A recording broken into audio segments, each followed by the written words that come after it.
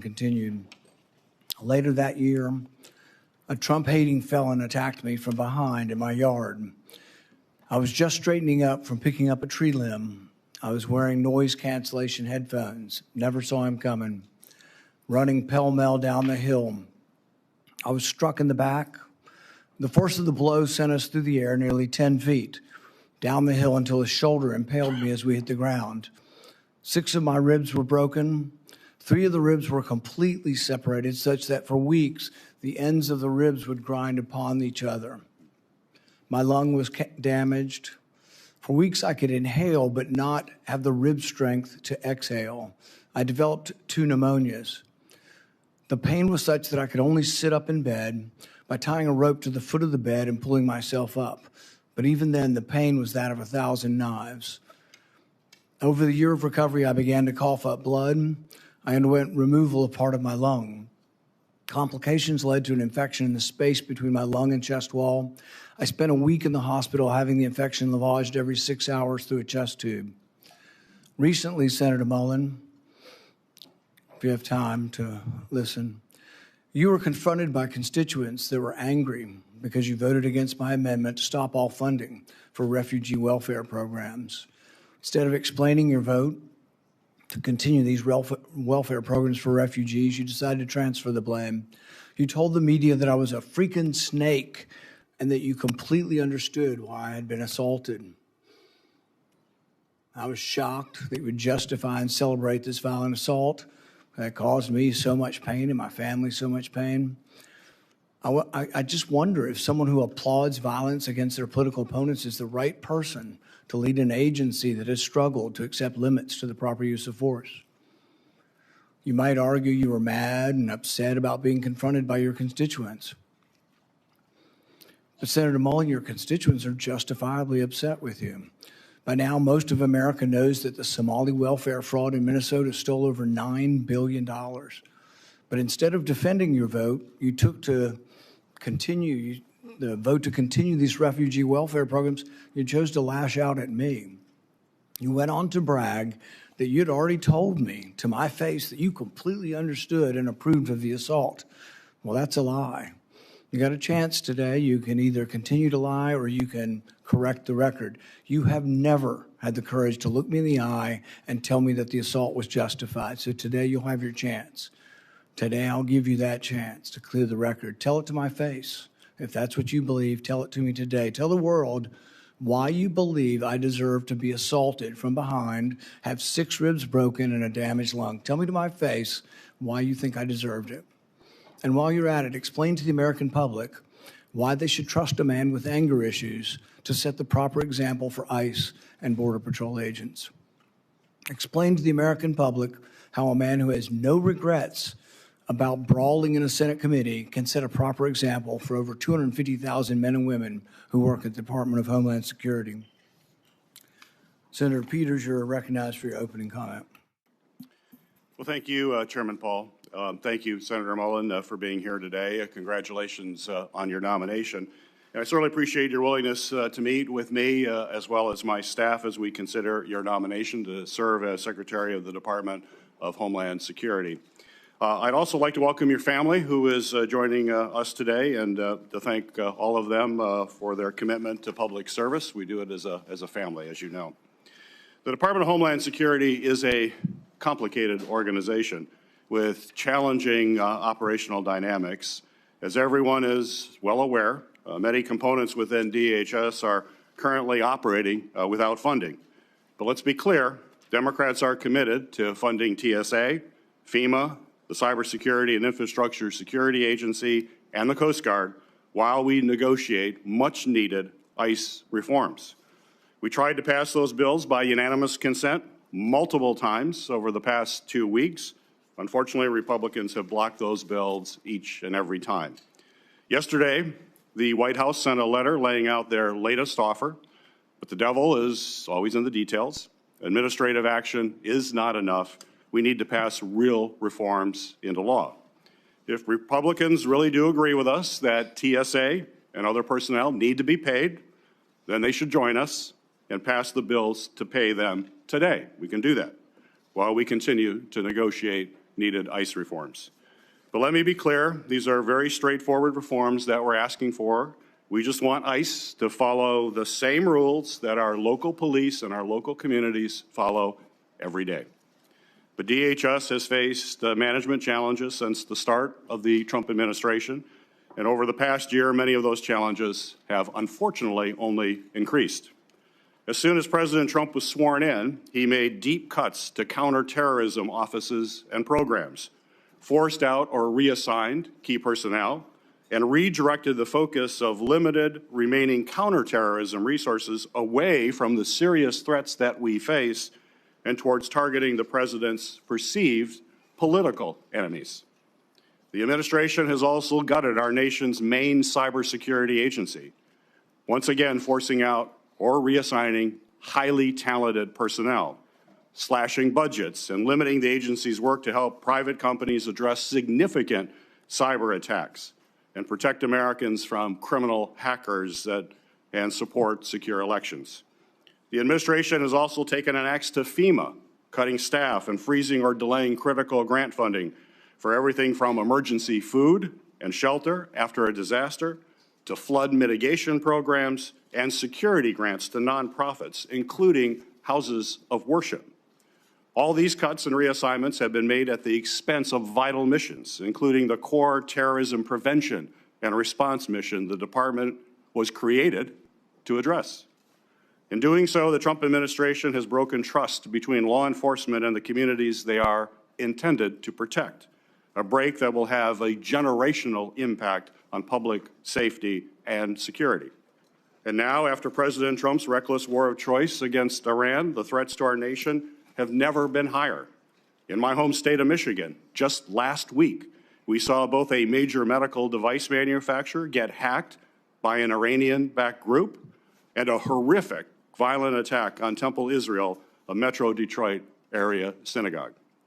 President Trump's unilateral and unchecked executive actions have put Americans at risk, and we need a steady, qualified leader at the Department of Homeland Security to address these serious threats. How the Homeland Security Secretary responds to a crisis sends signals to everyone, from the department's own personnel to the American people and to the entire world. It's not the role of the Secretary to be a cable news commentator in the wake of a crisis.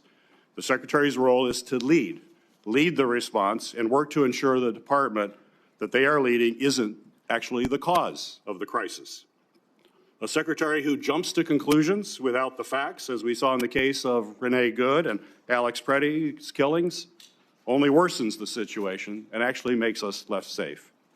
This is a role where temperament matters, where judgment matters, and where experience matters.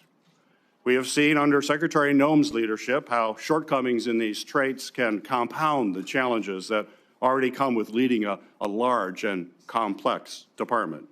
And now, more than ever, we need a DHS secretary who is a steady hand, who will provide thoughtful leadership, follow the facts, tell the truth, and hold agency officials accountable when they need to be held accountable.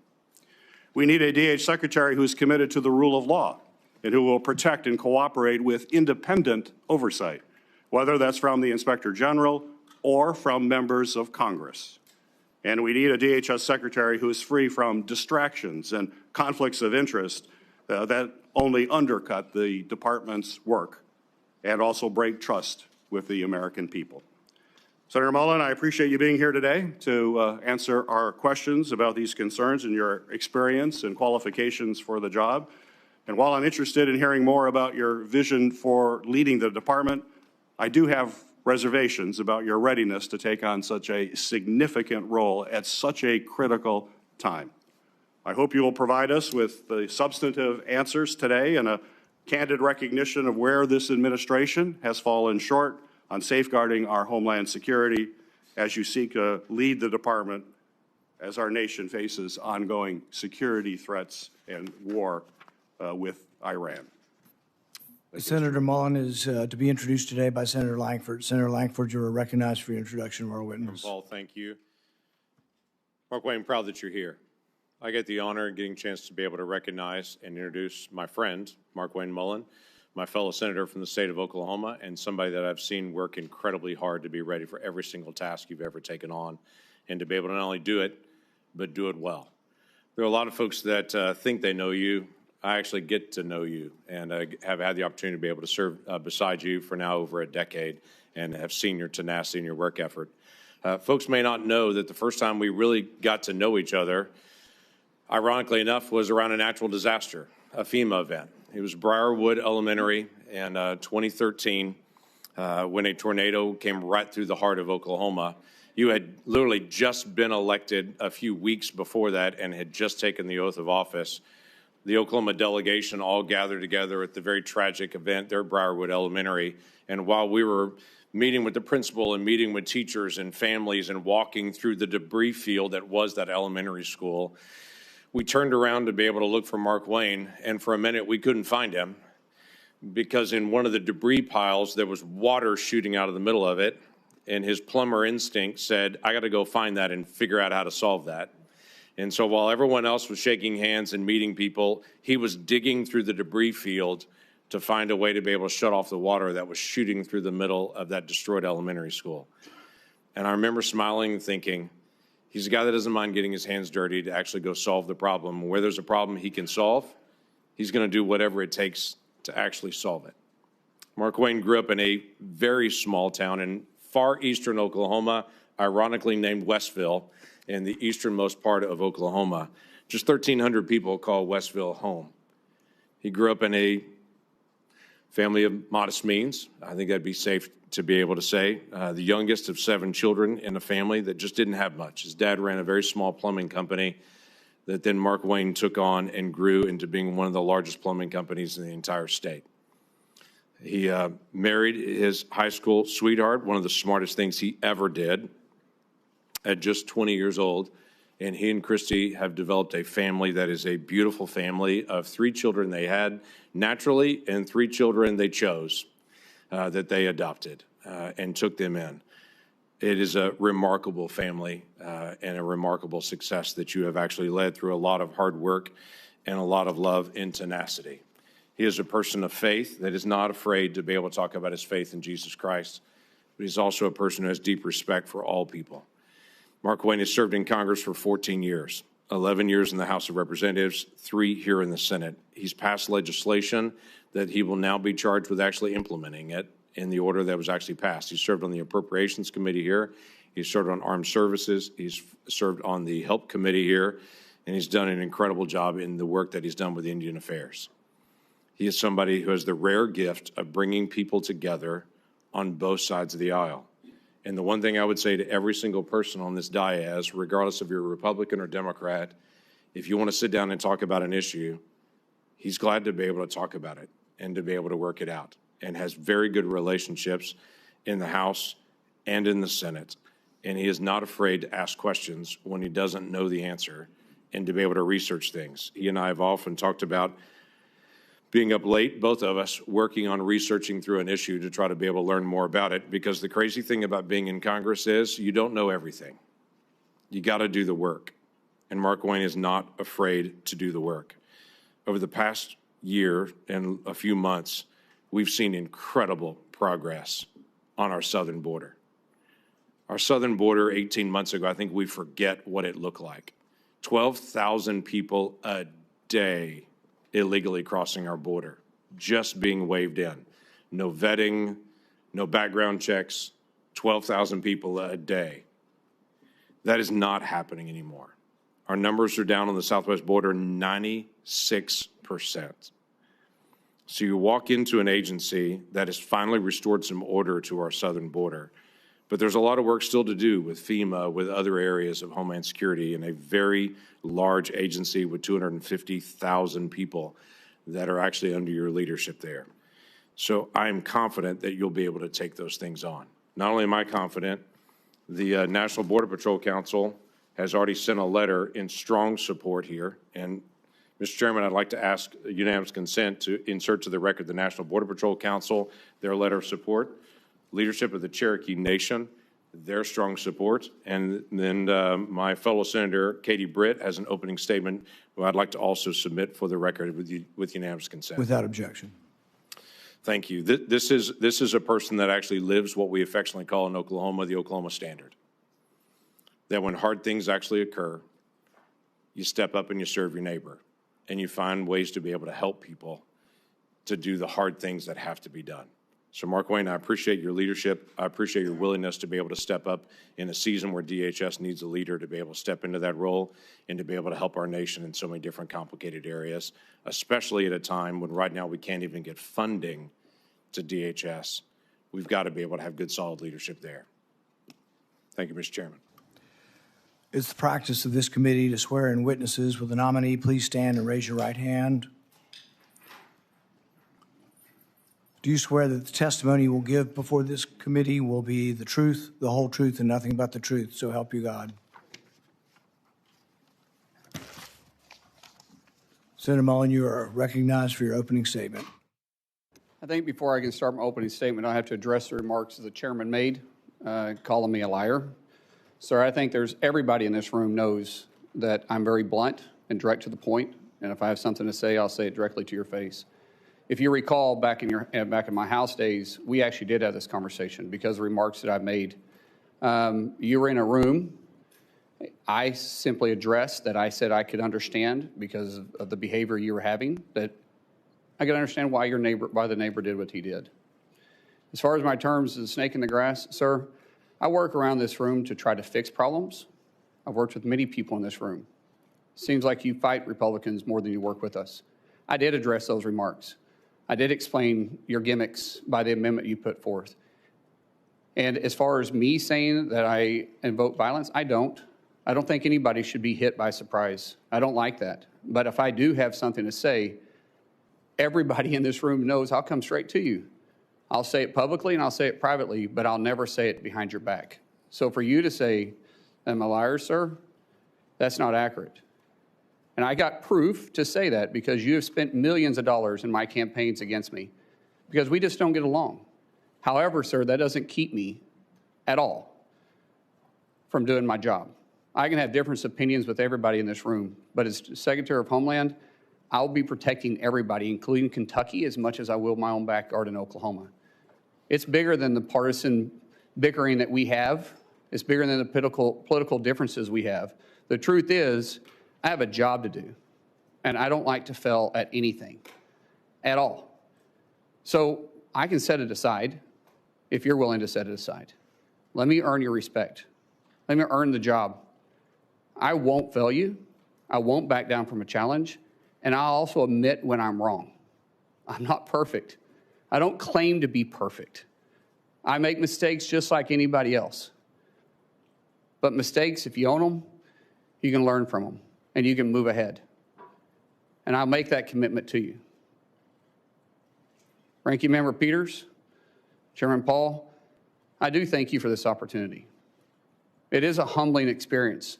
A kid from Westville, Oklahoma, that grew up with a dad that worked hard. He set the work example for all of us. And all my families, and my siblings, we all work hard. And I'm proud of the family we have. But to say that a kid with a bad speech impediment would one day sit up here in front of you and be nominated to be the Secretary of Homeland, it was humbling enough to be selected by Oklahoma to be their U.S. representative when I didn't even know how to tie a tie. And 10 years later, to be able to be called a United States Senator and serve with all you guys. And I respect every one of you guys. I do. Regardless if I have an opinion about you or not, you were elected by your state, and I respect that. I may disagree with you, but I respect it because we all make decisions based on two things: the way you're raised, which never changes, and our life experiences, which constantly change. For me, to be able to have the love of my life behind me, somebody I literally fell in love with in third grade,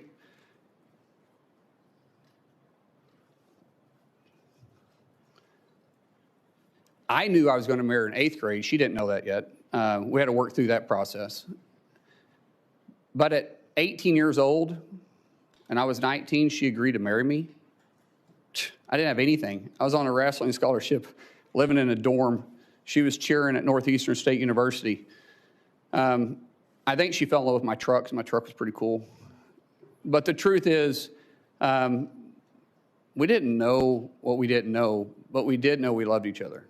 And I haven't been perfect. I apologize to her quite often and send her flowers all the time.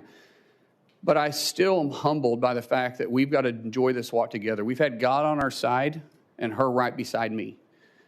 And to our 6 children who's been on this adventure with me, what an adventure it's been.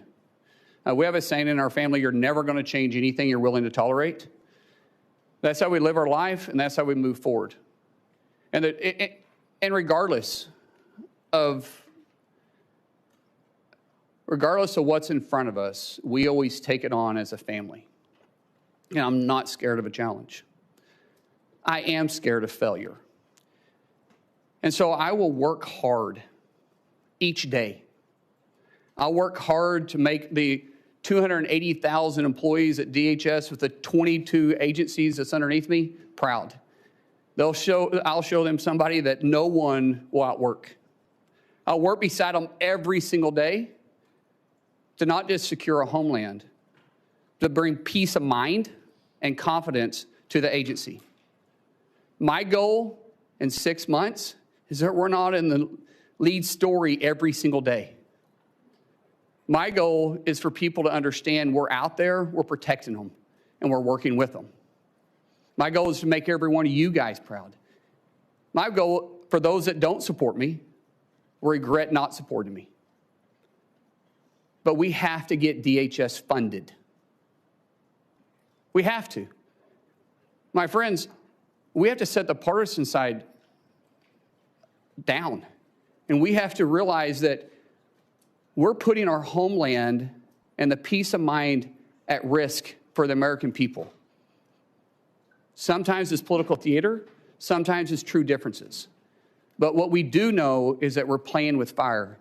We have 280,000 DHS employees right now that are on day 30 without pay, and they're still showing up every single day to do their job. That is a dedicated group of people.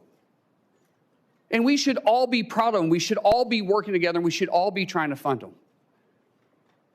So I pray, seriously, I pray that we can get past this. That once this hearing is over and once we go through this process, I get it. I get some of it's got to be political theater. I understand it. I've had to really pray about my attitude.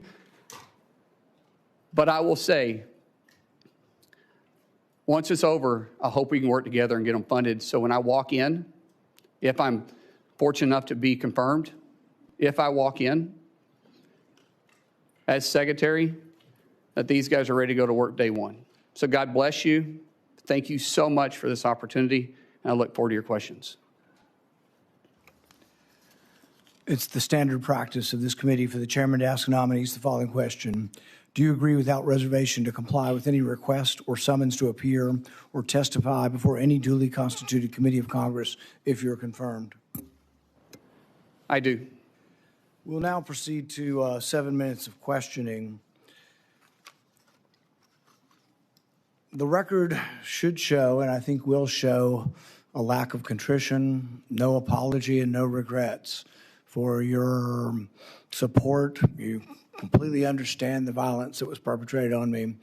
You're unrepentant. The only thing you quibble about is whether I met you somehow when you were in the house. I don't think we ever met when you were in the house. And this idea that the only thing you're upset about is not that you were for violence. What you're upset about is that I called you a liar because you said it to my face. So it's really more about this machismo that you have. When in Oklahoma, the media asked you about the refugee welfare programs, the programs you voted to continue funding, it was this whole idea that you were going to transfer it because you were uncomfortable, your anger, low impulse control, causes you to then go after and decide that you're going to go after me as well. And so you say you completely understood that I was assaulted from behind, had 6 ribs broken and part of my lung removed, and that was just fine. That's something that you, I guess, approve of as far as resolution of political problems. When I talked to you privately on the phone, there was no apology. You just said, well, we can let our political difference, go by. And you said a few minutes ago, we can just set it aside. Well, political differences we can, but when you say that you agree with a felon, a Trump-hating felon who attacked me, somehow you think I'm just going to set that aside? Oh, it's no big deal. I lay in pain for 2 months, had 6 ribs broken, 3 of them separated, grinding upon bone for months, had part of my lung removed, and you think that's great and to be extolled. I mean, the sheer lack of any kind of self-awareness that you're going to be leading thousands of men and women who will have the use of force, and there's been great questions in our country about how that will be used, and you think a violent attack is just fine.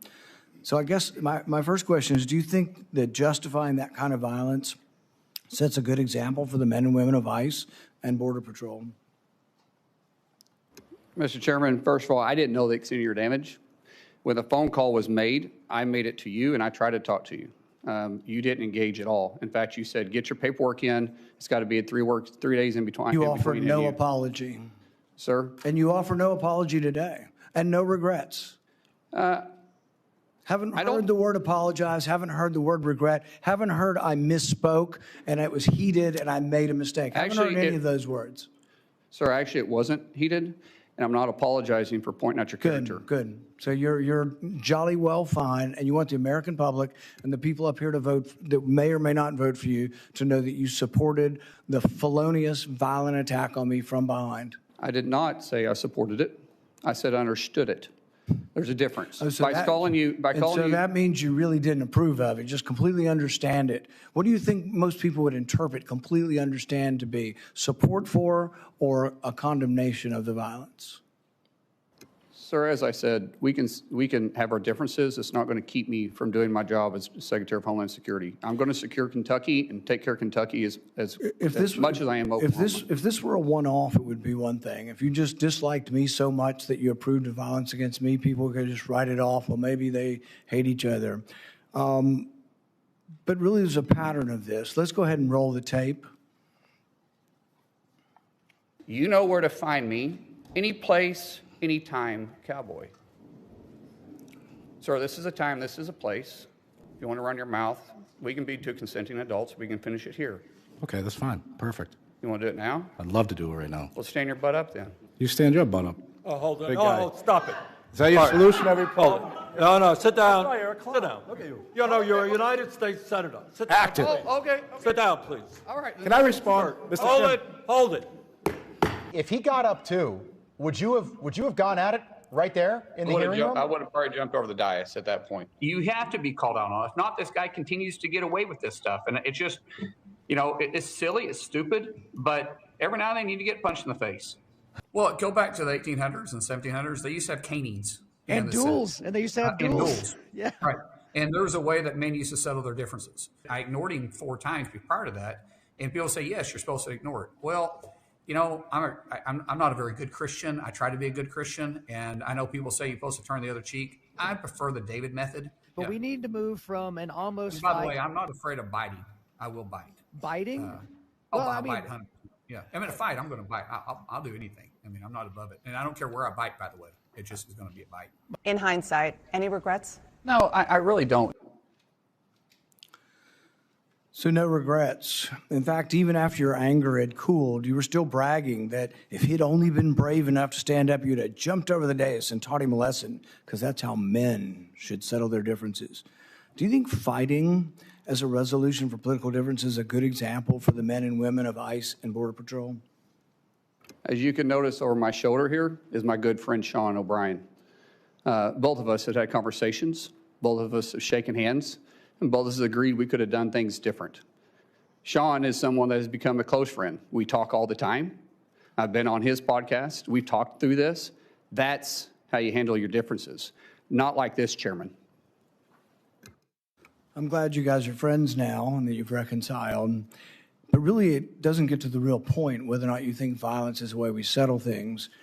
In the days after the fight, you said, and I quote, sometimes people just need to be punched in the face. Is that still your opinion, that political disputes can sometimes and often only be resolved by violence? No, I don't always agree with that. I don't believe in political violence. I've made that very clear. But sometimes people do need, theoretically speaking, sir, I get it. It's about character assassination for you. That's the way this game is played. I understand it. And you are making this about you, which is fine, but that doesn't keep me as Secretary of Homeland Security. Character assassination when you were the one lauding the assault. Who do you think started that character assassination? I'm just repeating what you have done in character assassination. I'm repeating your support for the assault. So that's somehow something I started? No, sir. What I'm saying is you're adding a lot to it. In the days after the fight, you did many interviews in which you justified the violence as historically justified by precedents, such as caning and dueling. Is it today your opinion that the caning of Charles Sumner was not only justified, but argues still for resolving our political differences with violence? What I was simply pointing out is some of the rules that still apply to this body. For instance, dueling with 2 consenting adults is still there. I was pointing out what is still illegal acceptable. For 170 years. There's no precedent for legal dueling. Even then, they fled the country. Do you realize that the man that beat Charles Sumner with a cane, he beat him till he was unconscious? You know why no senators intervened? Because his friend held a gun on the other senators, and he kept beating him until he crushed his skull. That's what you're insinuating is the precedent of the Senate, and that's what you live by. That is a very, very dangerous sentiment.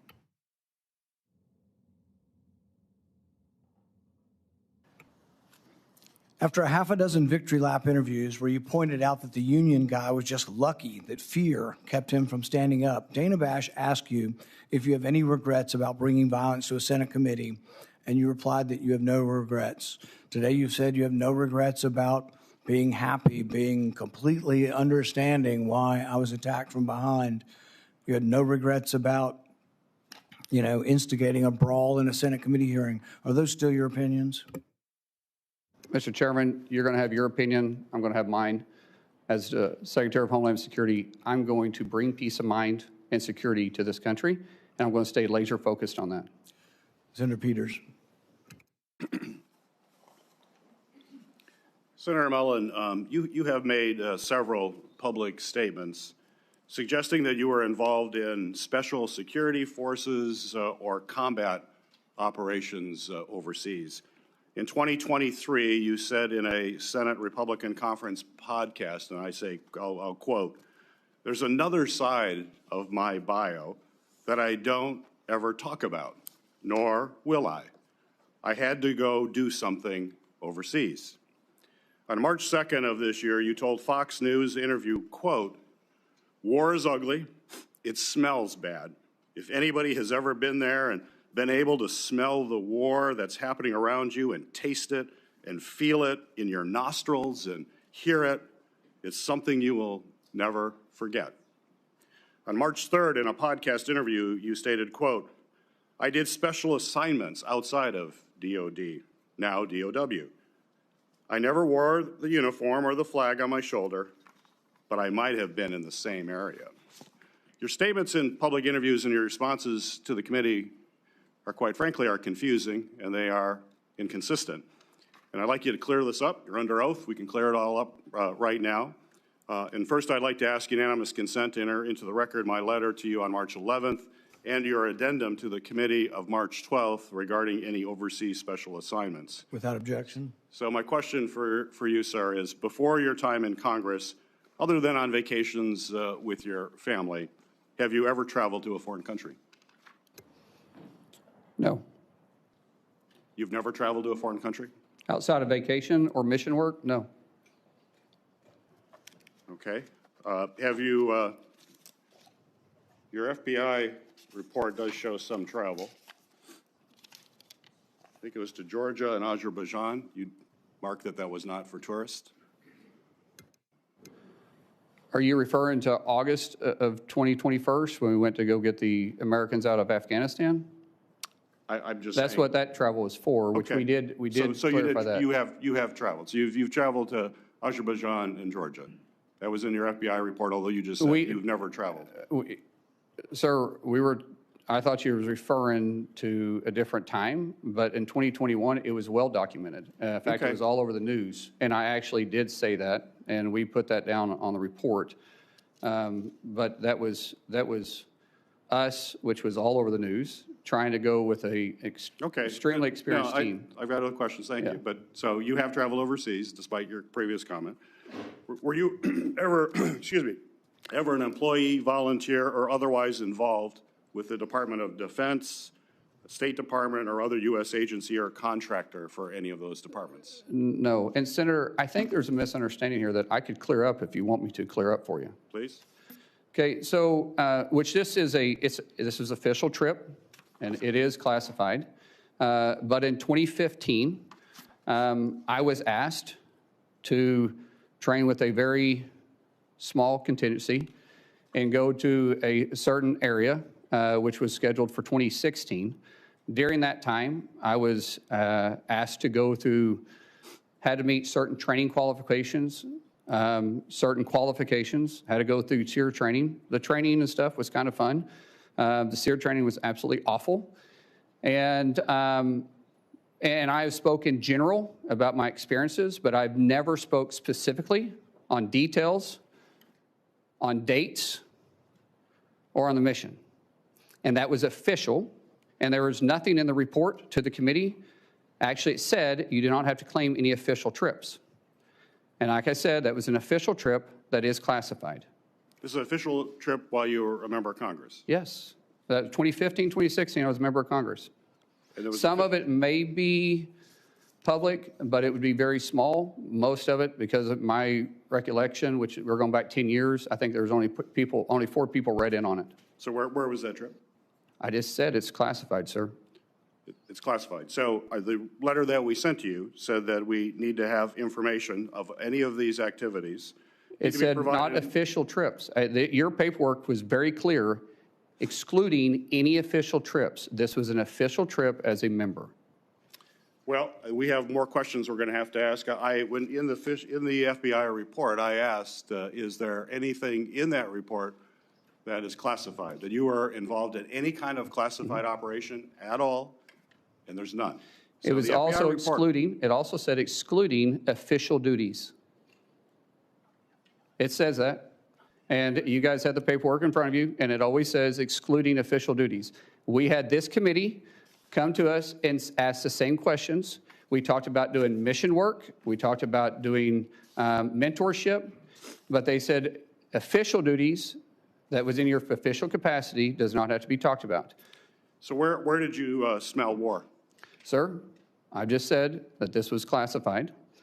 And the dates, locations, and admission, I've never spoke specifically details about. Well, we can get that information. That's fine. Mr. Chairman. You're welcome to get it. We will want to find out more information about that. That's perfectly okay, It's important Senator. to have the truth here, and that you're portraying yourself in a truthful way. Sir, I'm not portraying myself in any way other than you're asking the question. I said I would try to clear it up for you. We'll continue to work on that. Thank you. After DHS officers shot and killed 2 American citizens this past January, you joined top administrative officials in publicly blaming and disparaging the victims. Following the killing of Renee Good, Secretary Noem called her a domestic terrorist. You, sir, you called Alex Preddy, quote, a deranged individual that came in to cause max damage. Could we expect those kinds of quick responses if you are confirmed as secretary? Would you be basically, well, you did, you responded as Secretary Noem. Are we going to just expect that same behavior all over again? No, Senator. I have a deep amount of respect for you. We've had our differences, but I do respect you. I think I said this privately when we had a conversation. Those words probably should have been retracted. I shouldn't have said that, and as Secretary, I wouldn't. The investigation is ongoing. And there is, like I said, there's sometimes going to make a mistake, and I'll own it. That one, I went out there too fast. I was responding immediately without the facts. That's my fault. That won't happen as Secretary. So you regret that statement? I already said that, yes, sir. Would you want to apologize to the family of Alex Preddy? Well, sir, I just said I regret those statements. Is that the same as an apology? I haven't seen the investigation. We'll let the investigation go through, and if I'm proven wrong, then I will absolutely. How would you characterize your relationship with President Trump? He's a friend. How frequently have you spoken with him in the past year?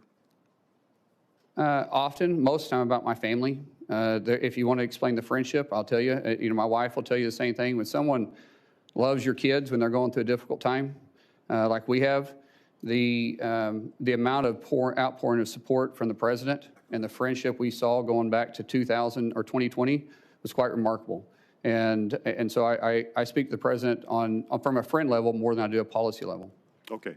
I have more questions, but my time is up. Thank you, Senator. Doing it in a second round. Thank you. Senator Moreno. Thank you, Mr. Chairman, and thank you, Senator Johnson and Senator Langford, for letting me skip the line.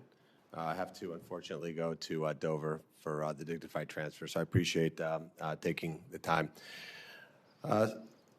It's not often that I get to ask questions for somebody who I've known for a long time, meaning in politics, 2.5 years is a long time.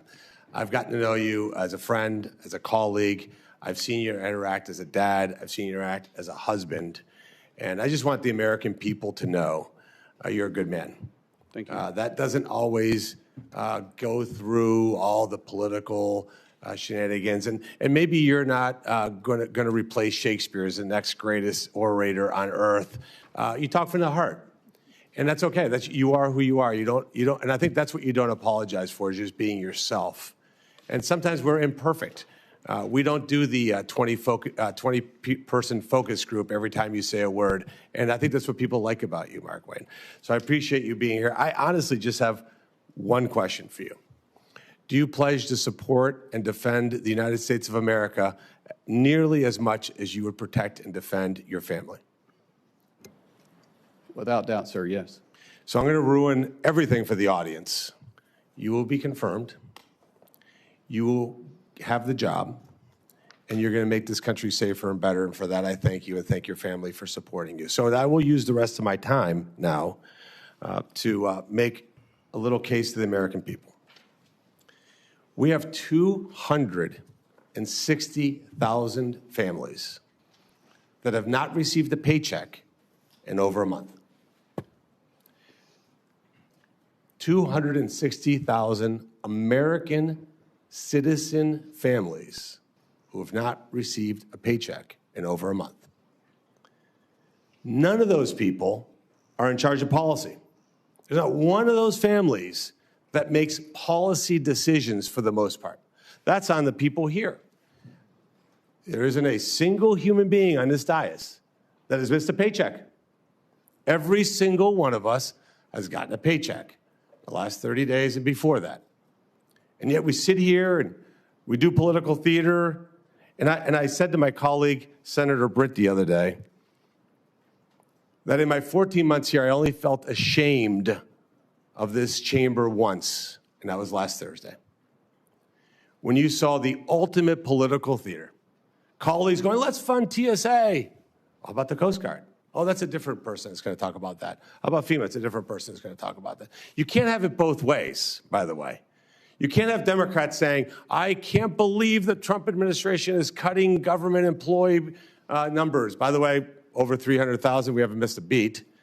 And yet at the same time, not pay people who are actually showing up for it. That seems decently incongruous. We can't say President Trump isn't defending the homeland. Well, he is absolutely doing that every single day. And yet we're allowing these agencies to not be funded. And I have tried really hard to learn how this place works. This is all very new to me. And I remember many, many Democrats saying to me, we have the constitutional duty to fund agencies through appropriations.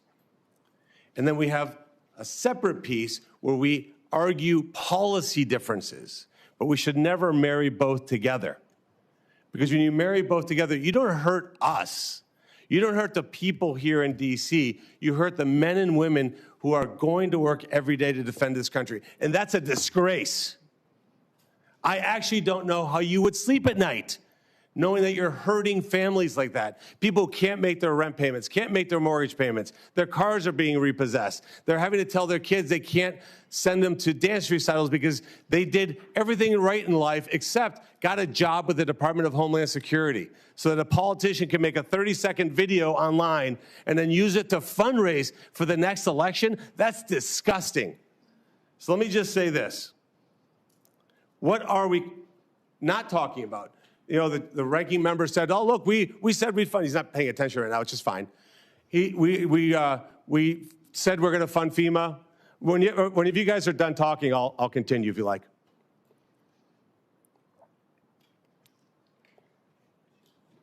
Are you done? Okay, thank you. It's extraordinarily disrespectful. All right, so moving on. You've said you're going to fund all these agencies. Here's ones that you haven't funded. USCIS, near and dear to my heart. Near and dear to my heart. That's how I became a U.S. citizen. We've defunded the agency that allows legal immigrants into this country? That is insane. Never hear the Democrats talk about that. 3,300 employees just go to work every day trying to process legal immigrants. They don't need a paycheck. I'm going to skip the second one, go to the third one. Biological and nuclear threat prevention. That seems important. That seems like an agency we should fund. 200 employees, not getting a paycheck. That's okay with the Democrats. The next one, 60,000 employees for U.S. Customs and Border Patrol. People who are inspecting packages, they work with your Teamsters, work with Customs. They're not getting paid. How do you look at those people in the face and know that you're doing that? Now let's talk about Immigration Customs Enforcement. 7,000 special agents that are stopping transnational criminal organizations, drug smugglers, and human traffickers. Are you, on the Democrat side, asking not to fund that? Because ultimately, what this is about is defunding ICE and law enforcement. Are you suggesting that we not fund an organization that attacks transnational organizations? Be specific. Be specific when you say you don't want to fund ICE. I want you to say the words, we do not want to fund 7,000 special agents that are in charge of stopping transnational criminal organizations, drug smugglers, and human traffickers. This job isn't complicated. The American people send us here to get things done, and yet for the third time in 6 months, we've shut down this government with total impunity. They will go home and just make social media videos and try to blame Republicans. It is a disgrace. It's even more of a disgrace, honestly, that you talked about the respect that Senator Mullin shares. You guys have side conversations, don't listen, and that's fine. You don't have to. But what I'm going to do now is I'm going to leave. I'm going to go pay respects to 3 soldiers who died so that we can have the liberties that we enjoy here. And you guys continue with political theater, personal attacks, whatever you can do. I know that is a good man. I will vote for you. Our Republican colleagues will vote for you. You will get confirmed. You will do a great job, and you will make this country proud, Markwayne. Thank you, and thank you for standing by a great American person. Senator Hassan.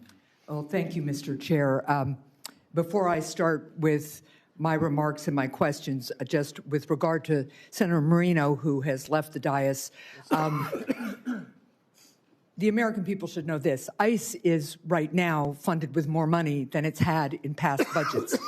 And the partial limited shutdown that we have right now has nothing to do with ICE. Meanwhile, Democrats have consistently over the last week moved to fund the rest of the Department of Homeland Security, and the Republicans have blocked that funding. So let's just be clear about what's happening here. Now, I want to congratulate Senator Mullin and Kristi for the nomination. I know your family is very proud, and I know how much you love them. I also want to thank Chairman Paul for speaking so openly about a really difficult thing, which is the actual physical impact of violence, and in this case, political violence. It is a hard thing to do, but it is a really important thing to do at this time in our country's history. So thank you, Chairman. The Department of Homeland Security was created in the wake of the September 11th terrorist attacks with a clear mission: to keep our country safe, secure, and free. The department's work includes counterterrorism operations, disaster recovery, physical and cyber protection of critical infrastructure, and immigration enforcement. The stakes for the success of the Department of Homeland Security could not be higher. And that's also why Granite Staters and Americans of all stripes have been deeply concerned about what they've seen from the Department of Homeland Security under this administration. People have been rightfully outraged about the lawlessness from the department's leadership, which has not only resulted in the death of 2 American citizens, but has also led to the hollowing out of agencies like FEMA. So to Senator Mullin and my colleagues, what happens here in this room today is not nearly as important as what happens at our border, on our streets, in our communities, and in our businesses tomorrow and every day thereafter.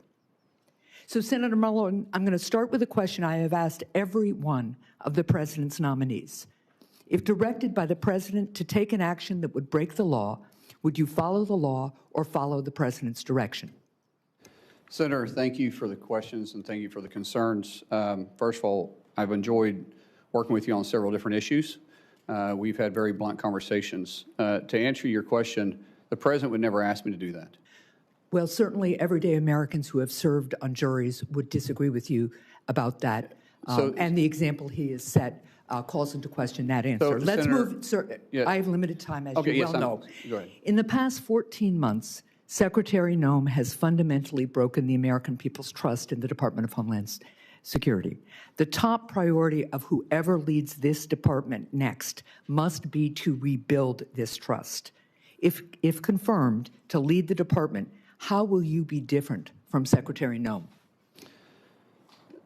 Senator, I think I've said this in a private conversation too. I love Senator Noem's family, and I consider them friends. But everybody has different leadership styles. And throughout my businesses, when I would have to transfer one manager to the next or one executive to another area, and you bring in a different one, they all have different management styles. My management style is empowering people. And as I said in my opening statement, I want to protect the homeland. I want to bring peace of mind. And I want to bring confidence back to the agency. I'm not going to be the smartest guy in any room I walk into, but I know how to get talent, and I know how to bring those people together. Let me interrupt you again. I'm sorry, sir, That's okay. because our time is limited. But let's be really clear. What Secretary Noem did was give the green light to lawless behavior. Are you going to give the green light to lawless behavior? I will operate within the parameters and the policies and the laws that you guys set for me. And the Constitution of the United States. Of course, the Constitution the Fourth of the United Amendment, States. among other things. Of course, the Constitution of the United States. I'll swear to uphold that when I get sworn in. But be very clear, I don't get to choose the laws that I enforce. You guys pass the laws. I enforce those laws. Right. And the reason why we haven't had... shooting a protester who was exercising his First Amendment speech and carrying a lawfully licensed gun is not a lawful behavior. Now, let's move on to another issue. Granite Staters pushed back hard against ICE's plan to build a detention center in Merrimack, New Hampshire. And despite poor communication from the department, eventually Secretary Noem canceled the plans for this facility. Senator, will you ensure that the Merrimack plan remains off the table, or will you consider restarting it? Ma'am, I haven't seen the facts behind it. As I stated when we spoke in your office, I will work with you on this. We want to be good partners in your state and in your community. I don't know the strategic purpose of it. I don't know what has happened, so it's hard for me to state something that I haven't got briefed on. But I have made this very clear to you in private and here too. I will work with the community leaders and make sure that we're delivering for the American people what the president set out. I appreciate that. In follow-up conversations with my office, ICE refused to comment on opening new facilities elsewhere in New Hampshire. They've said they won't do it in Merrimack, New Hampshire. But will you commit to me that ICE will not open any new facilities in New Hampshire or elsewhere in the country without the support of the local community? Ma'am, I will work with the local community, and I'll work with you in your office. I won't be able to speak to that until I understand the risk and the reason behind delivering the mission that's set in front of us. We got to protect the homeland, and we're going to do that. But obviously, we want to work with community leaders. We want to be good partners, and we're going to work in your state as hard to make sure we build relationships and work in that manner. Well, look, I will be here for a second round of questions because I have a lot more, but let me just point this out. Americans want to secure their country. I agree. We all love this country. We all know we need to be safe, secure, and we all want to be free together. The people of New Hampshire will take into consideration a request by ICE and the federal government to do its part. But transparency and local control and respect of local people throughout New Hampshire and throughout the country is an essential piece of our democracy. And what I've been hearing from ICE and from other DHS folks is, well, the pushback's too hard. You either can make the case for these facilities and explain how you're going to support the local community and deal with the fact that they'll lose property tax dollars, for instance, or if you can't make the case, it shouldn't be built. So I really would encourage the department and all of us to remember that this is a government of by and for the people, and if you can't make the case to the people, you shouldn't be doing it. Thank you.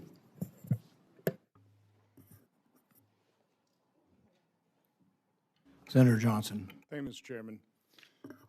So, Markwayne, I'm going to use my time completely different than how I was going to when I walked into this hearing. I can't top what Senator Moreno, the comments he made about how unconscionable it is that we're not funding and we're not providing paychecks to those 260,000 men and women that you will be soon leading. Other than working with no labels, we don't serve on the same committees, have never gone on Codell together, and that's oftentimes how you get to know our colleagues. So I don't know you as well as some of the other people on the dais here. Certainly within conference, we've seen each other interact. We share a couple things in common. I think we're both pretty passionate about our love for this country, about trying to fix the enormous messes left behind by President Biden, Democrats. We wear emotions on our sleeves. But I will say that I've been here 15 years. I've been through a lot of confirmation hearings. I've listened to a lot of nominees. I've heard a lot of introductions. If one of your first decisions as a nominee was to pick the person to introduce you, you couldn't have done a better job. I mean, the introduction from Senator Langford was probably one of the most genuine and heartfelt I've ever heard. And I will say your opening statement was probably one of the more genuine and heartfelt testimonies I've ever heard, if not the most. I'm looking behind you at the people who have come here to support you, your former colleagues in the House, Chairman Smith, a former Speaker of the House, Senator Britt. But I see Josh Gottheimer there. He's not a Republican member of the House. He's a Democrat. I've seen you interact with him trying to get some permitting reform. Please, briefly, because I want you to tell another story here yet, but just talk a little bit about your relationship with Josh and other members of the House. Josh and I, we may not always agree on every issue, but he's a friend.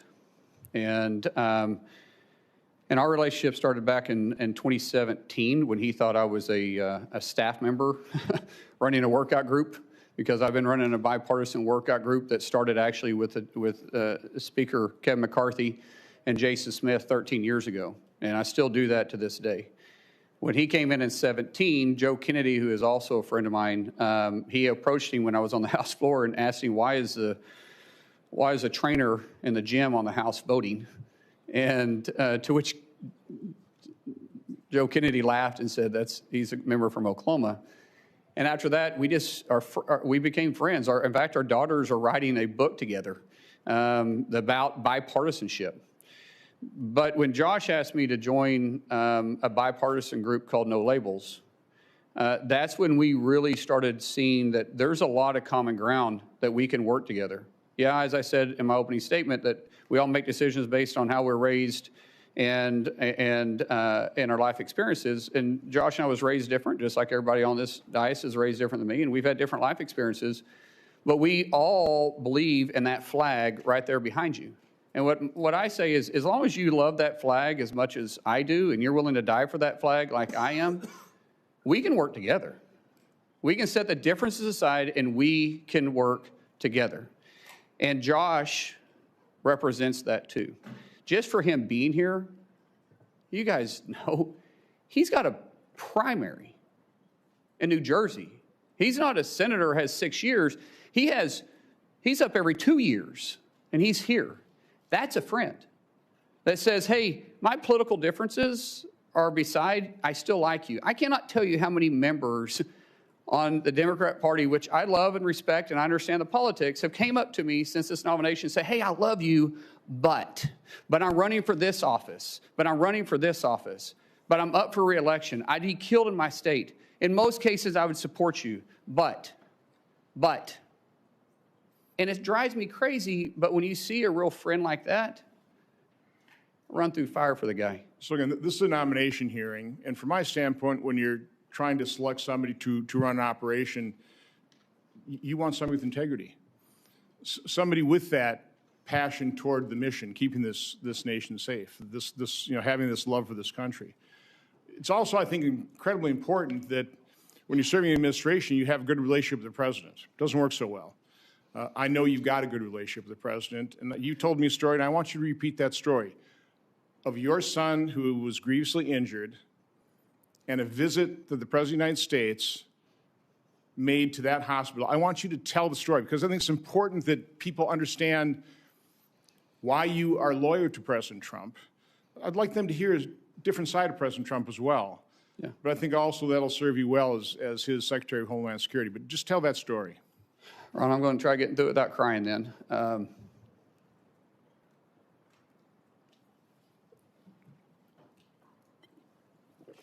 It's not about President Trump, it's about my son.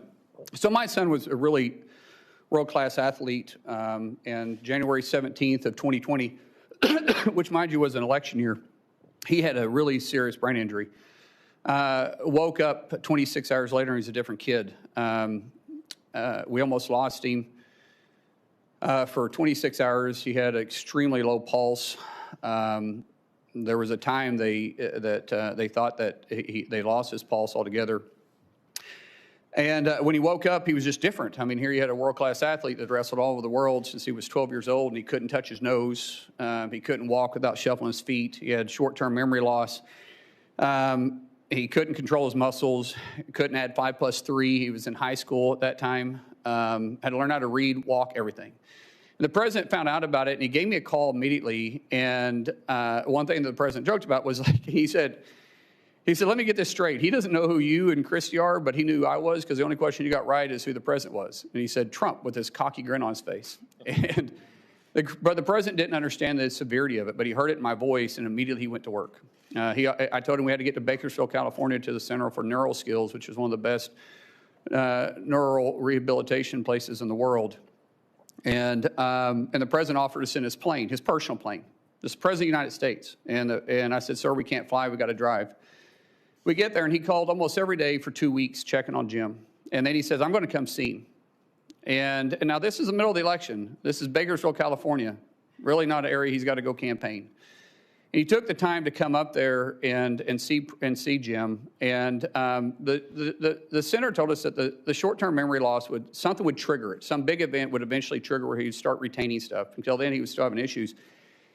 And the president arrived, and of course there was cameras and everybody around, and of course none of the media ever talked about it, which was funny because the president called him on stage and talked to him. And then we went to the back, and the president didn't talk to me.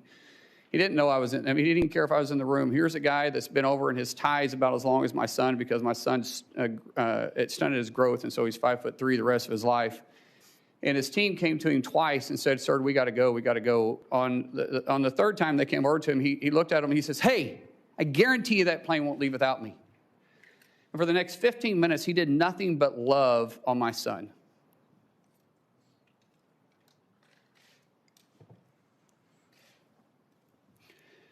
That one incident jogged his memory. And from then on, he started retaining things. And Jim's attitude went from this, we're going to get through it, to this, I'm going to get through it. And every week, if not most days, the president would call and ask how he could help. ask how's his buddy doing, how's Jim doing. He didn't do it for publicity. He didn't do it for any show. He was running in one of the toughest elections he had been in, and the guy was still that concerned about my son. When we got released for a little bit, we had to go back. When we got released a little bit, the president said, come to Mar-a-Lago and see me. We go down there, and it's amazing. And when we're leaving, dang it, I hate getting emotional. See, if I talk about my kids, I get emotional. Other than that, you can't make me cry. But my kids do make me emotional. That's actually a good thing. Yeah. So anyways, he grabbed my son, and he said, do you know why I love your dad? Do you know why I love your dad? Kristi tells the story better than I do. And he goes, no, sir. He goes, because he loves you. Because of you. Because of you. Man, he didn't do it for any other reason. I mean, here's the President of the United States, and he did it just because he cared. And so when you want to say why he's a friend, yeah, we were acquaintances before that. We've been friends ever since. The American people need to hear that. Thank you. Thank you. Senator Blumenthal. Thanks, Mr. Chairman. Welcome, Senator Mullin. Thank you for being here today, and thank you to your family for your service and theirs. I hope that you will be as emotional about the children who are presently detained at Dilley and other camps in the United States of America, where they have been subjected to conditions that would outrage and have angered many Americans.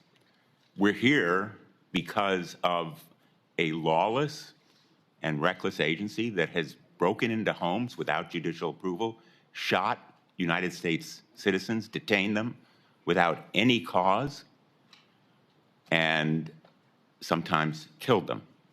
And I am looking for real substantive reform in that agency, as you and I have discussed when you came to talk to me. A break with the past, with former Secretary Noem and with the White House, Steve Miller and others who have used Kristi Noem, in effect, as a puppet to implement lawless policy. I welcome that you have stated you regret your statement after the killing of Alex Preddy. You said on Fox News, quote, unfortunately, a deranged individual that came to cause max damage with a loaded pistol with an extra mag that was completely loaded and shot and killed. And you regret that statement, do you not? I've already said that, sir, yes. And what about what you said about Renee Good after she was shot and killed? You appeared on CNN, and you were asked whether you believed the shooting was justified, and you replied, quote, absolutely. Do you regret that statement as well? Senator, it's very clear that an officer had to make a split decision in that case as a car was running towards him and did strike him. At that point, that car becomes a lethal weapon. And an officer that there was another officer obviously giving her verbal commands. So are you saying, and I apologize for interrupting you, but yes, you're saying you do not regret that statement? I'm saying that the investigation is going on, but what we've seen... There is no investigation, Senator. In fact, that was my next question to you. Senator, don't you think there should be an investigation? My understanding is that there is. I will find out if I'm able to get confirmed. But those are two different incidences. The Department of Homeland Security and the Trump administration has blocked state and local investigation of the killing of Renee Good. And I hope that you will permit that investigation to go forward. Senator, state and local investigation doesn't investigate federal. FBI does that through DOJ. And I believe the FBI is looking at this case. And I do want to say something to you. What you said about the terrible conditions that this administration is putting in kids. But what you left out is that they've actually recovered over 160,000 kids that were trafficked or lost during the Biden administration. What is inhumane is the 12 to 13,000 individuals coming across the border every single day, and we're not having tracked the kids. At one time, the number is up to 385,000, and that's sad. Because you said that you were going to be, and I'm quoting you, blunt and direct and to the point. So I regret that you don't retract that statement about Renee Good. But I want to ask you about a statement that was made regarding the Preddy killing by Steve Miller in the White House. He said, quote, that Preddy was a domestic terrorist who, quote, tried to assassinate federal law enforcement. Don't you think it was irresponsible and reckless for Stephen Miller to post that claim on X without any evidence, just as you have retracted your statement? Senator, I believe that question is better asked to Stephen Miller, not myself. I can't speak for him. Well, Stephen Miller also said, again on Fox News, quote, under President Trump's leadership, we are looking to set a goal of a minimum of 3,000 arrests for ICE every day. If you're confirmed, are you going to be directing ICE to arrest 3,000 people a day? Sir, once again, can't speak for Senator or for Stephen Miller, but I can say the President has tapped me to be the Secretary of Homeland, and I will lead that department, and I'll lead it. So will you continue that arrest quota of 3,000 people a day? No quota has been set for me, sir. Well, in effect, it's a quota if the White House directs the DHS Secretary The to President of the United 3,000 States sets people a the day. policies, and I'll be working with the President. If you have a question for Stephen Miller, please Well, I ask really him. regret that you are going to stick to those same policies and practices and condone the statements of the White House that are so demeaning to someone who was a victim of lawlessness and recklessness by an ICE officer. Senator, I didn't say that. Well, let me you're ask putting you words in my then mouth. a different question. ICE has been breaking into people's homes without any judicial warrant. The sanctity of our homes is absolutely critical. I think you'd agree with that point. And it is the law that a judicial warrant is required to forcibly enter someone's home. Kristi Noem acknowledged in her testimony in response to my questions that at least 28 break-ins have occurred. My ranking member leadership on the subcommittee for permanent investigation has produced a report that shows probably many more such break-ins have occurred. The result of a memo last May from the acting director, Todd Lyons, and it's behind me now, that instructed ICE agents to break into homes. I understand that during your staff interview last week, you said that there would be no more such break-ins to people's homes without a judicial warrant. If confirmed, will you commit to me and the chair and ranking member of this committee and the American people that ICE will no longer instruct agents to break into people's homes without a judicial warrant? Sir, you're using the word break into people's houses very loosely. However, I have made it very clear to the staff, and I think when you and I spoke, that a judicial warrants will be used to go into houses, into place of businesses, unless we're pursuing someone that enters in that place. I have not mixed words with that, and I haven't changed my opinion about that. A whistleblower testified to our hearing that, in fact, ICE agents have been instructed as part of their training to forcibly enter. I know you don't like the word break-in, but forcibly enter is breaking into somebody's home, bashing down the door, terrorizing children, instructed them to adopt this policy. Will you commit that no longer will ICE agents or CBP agents be instructed to forcibly enter people's homes without a judicial warrant? Sir, I've already answered this question for you. I said we will not enter a home or a place of business without a judicial warrant, unless we're pursuing the individual that runs into a place of business or a resident or a house. Senator Langford. Thank you. Thank you. Markwayne, right now, is FEMA currently funded? No, sir. Is CISA currently funded dealing with cybersecurity? No, sir. How about TSA? No, sir. Secret Service? No, sir. Coast Guard? No, sir. Customs and Border Protection? No, sir. The Weapons of Mass Destruction Office? No, sir. Customs professionals? No, sir. This is something we got to get resolved. We can complain all we want to about where things are. But we have an argument and a disagreement on policy areas, and 250,000 federal employees and their families are the ones that are suffering because of our argument. There's a way to solve this. We've talked about it a lot. We should just stay here until we're done. Just keep arguing it out until we've actually solved the problem.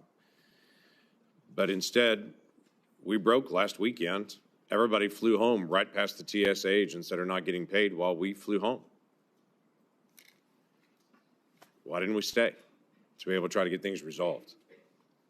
That's my encouragement, has been my encouragement all along. We shouldn't walk away from a disagreement when there are families all over the country that are the ones suffering for it.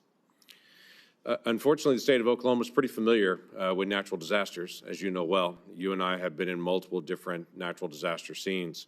There's a lot of work that's happened at the border so far. The border has moved from 12,000 people a day illegally crossing the border and being released into the country, unvetted, unchecked, to now a handful of people even attempt to cross our southern border, and those that are arrested and detained, as is the law.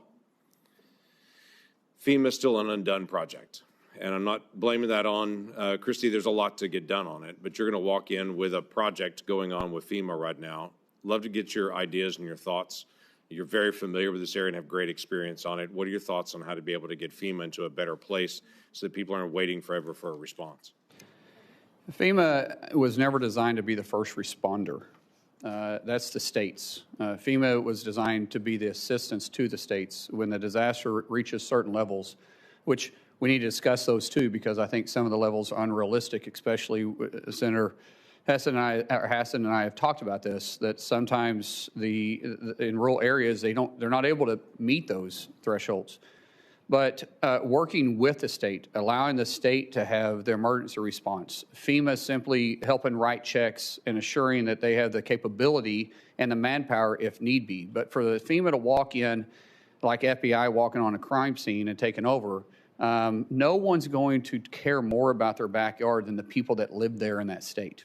And I think there's a lot of good ideas. I've heard at meeting with so many of you all, there were so many great ideas on how to make FEMA work better. It's got a great mission. And I think people at FEMA want to do their job, but we can be more effective and be more direct and speed it up. Taking years to get reimbursed is not acceptable. Taking, honestly, months to get reimbursed is not acceptable. See, small municipalities, they can't afford it. They don't have that tax base to do it. And they're already going through a struggling time, which means they're probably losing tax revenue, especially if it hits their town. So we've got a lot of work there. I do believe that the definition of insanity is doing the same thing over and over again, expecting different results. That means we're going to look at each one of the 22 agencies that fall underneath DHS and say, how can we deliver the mission better for the American people? That's great. That'd be a huge help to everybody. Talking about the length of time it takes to get a response, you've been a part of, as I have, on the nonprofit security grants that are out there. We have some locations that are higher risk than others. Synagogues and temples have been one of those very high-risk locations that are out there. Last week in Michigan, we had another situation where a absolute terrorist drove a vehicle packed with explosives into a Jewish daycare, intending to kill as many Jewish children as he possibly could. I mean, that was his intent, was to be able to do that. That location happened to be one of the locations where there's also been this nonprofit security grant to help harden that facility. We have multiple challenges here. One of them is when the decision is made, they make a request, go through the paperwork, get approval to be one of those locations that we say, hey, we need to harden this location. Once the approval is done, it may take months to over a year just for the dollars to actually come on it because there's more bureaucratic hoops to go through. So as you're dealing with things like contracts that are out there and the way decisions are made, or FEMA, that's one of the areas I would encourage you to take a look at. I know you're very passionate about. How do you fix the issue where approval's been done and everyone's saying, great, can we get to work? And the federal government says, no, you can't actually get to work. You got to wait some more before the actual work can actually begin to do that. How does that get fixed? We got to streamline the process and cut out the redundancies. The amount of paperwork, the senator from Michigan and I had a long conversation about this, the amount of paperwork to just, once you're approved, to get the funding flowing, and then the paperwork that's followed up on it is way too encumbersome. And there's a better way to do this. Some of these policies I have to work with you guys on. Some of these grants were written with checks and balances, which we all got to be very cautious on how we spend the taxpayer dollars. Things that I can change, things that I can cut out on the redundancy part of it, I will work with. Things that, as the senator and I talked about, things that it may take you to make changes on, we'll bring it to your attention. I will work with you, and we'll see how we can make it better. Be great. As you know, Oklahoma's been one of the leaders in counter-drone. This is a big issue for us as a country. Every high school football game, every college football game, every gathering of people for every festival and gathering across the country has now become a risk location for drones and drone mitigation. FBI can't be everywhere. We don't want them to be everywhere. We do have to figure out some process. So as you begin to think about this issue, it's a tough one to deal with, but it is a basic national security issue as well. It's going to land on your desk pretty quickly, especially with the Olympics coming, with FIFA coming, all those things that are happening. We got to be able to figure out how to do counter drone and to be able to not just identify there it is, but to also mitigate the risk. What are your initial thoughts? Well, I'd love to speak about that. With funding, talking to some of our agency heads, with a lack of funding right now, we have people quitting because they got to go to work. Meeting these demands are even going to be tougher. So we just talk about FIFA, for instance, and then you talk about 2028, which is going to be the busiest year of DHS in history because we have the Olympics and we have the presidential election going on. It'll take 4 months once funding comes in to start replacing those that we've lost for training before we can get them out in the field. We don't have 4 months with FIFA. But that's and how do we expect these people to stay on the job and work? We're losing institutional knowledge. We're losing people we've already trained. And it's going to be difficult to deliver this mission. The way that I understand is we're behind in UAS and we're behind in FIFA right now on actually delivering the mission that we have to. We're also behind in reimbursing local communities that's also working with us. That's going to have to take a tremendous amount of focus and partnership. And like I said in my opening statement, failure is not an option, so we've got to deliver. But sometimes when you have to rush like this, especially trying to get people on the job because we just quit funding them for the third time in less than a year, and we expect these people to keep working, it puts the mission at risk, and we have a lot of work to do here. Yeah, thanks for stepping up. Kristi, thank you. This is a strain on the family and everything else right now. So thanks, y'all, for stepping into this role. Look forward to supporting your nomination. Thank you. Senator Kim. Thank you, Chairman. Senator Mullin, thanks for coming out here. I wanted to just start. Secretary Noem said in a cabinet meeting about almost exactly a year ago today that we should be eliminating FEMA. Can you commit to us here that you don't support that approach and you wouldn't attempt to eliminate FEMA? As I said, I think it needs to be restructured, not eliminated. I think there is going to be bipartisan support for reforms. I think we all understand that. We certainly saw a lot of problems when it came to Superstorm Sandy. I asked Secretary Noem to work with us, especially as they were going about their FEMA Review Council. I'll be honest with you, that never materialized. We did not see the kind of engagement here that we're ready to have. We have a bipartisan group of senators that want to come up with reforms. Is that something you can commit to working with us on? Senator, I think all of us that's been either in the House or in the Senate always complain about the outreach of agencies. I will make a commitment to you that I'm going to have the best. It's going to take a couple months to stand it up, but we're going to have a ledge affairs shop that you're going to know who the person is. We're going to work with you, but most importantly, I think everybody on this dais has my personal cell phone. That cell phone isn't going to change. And if you call me, you're going to get a response. If you text me, we're going to get a response. So when we have this FEMA Review Council report finally come out, is that something you'll come to us first and engage with us on rather than just implementing straight out from the executive branch on your own? Senator, I'm pretty sure that you guys set the policies and the mission for FEMA. So for any serious changes, it may take actually policy changes. And I will be in your office talking to you about it. I appreciate that, but we've seen a lot of significant problems happen. For instance, we saw about 2,400 staff cuts at FEMA. And again, we're not talking about the reforms, but we're talking about those that are trying to respond to these disasters every single day. So I wanted to ask if you're confirmed if you will stop these dangerous staff cuts that have reduced FEMA's disaster readiness. Senator, I'm not trying to play politics, but what's been the biggest disaster is not funding them 3 times in a year. However, you know, some of these agencies under the current administration, not some, all of them got very bloated with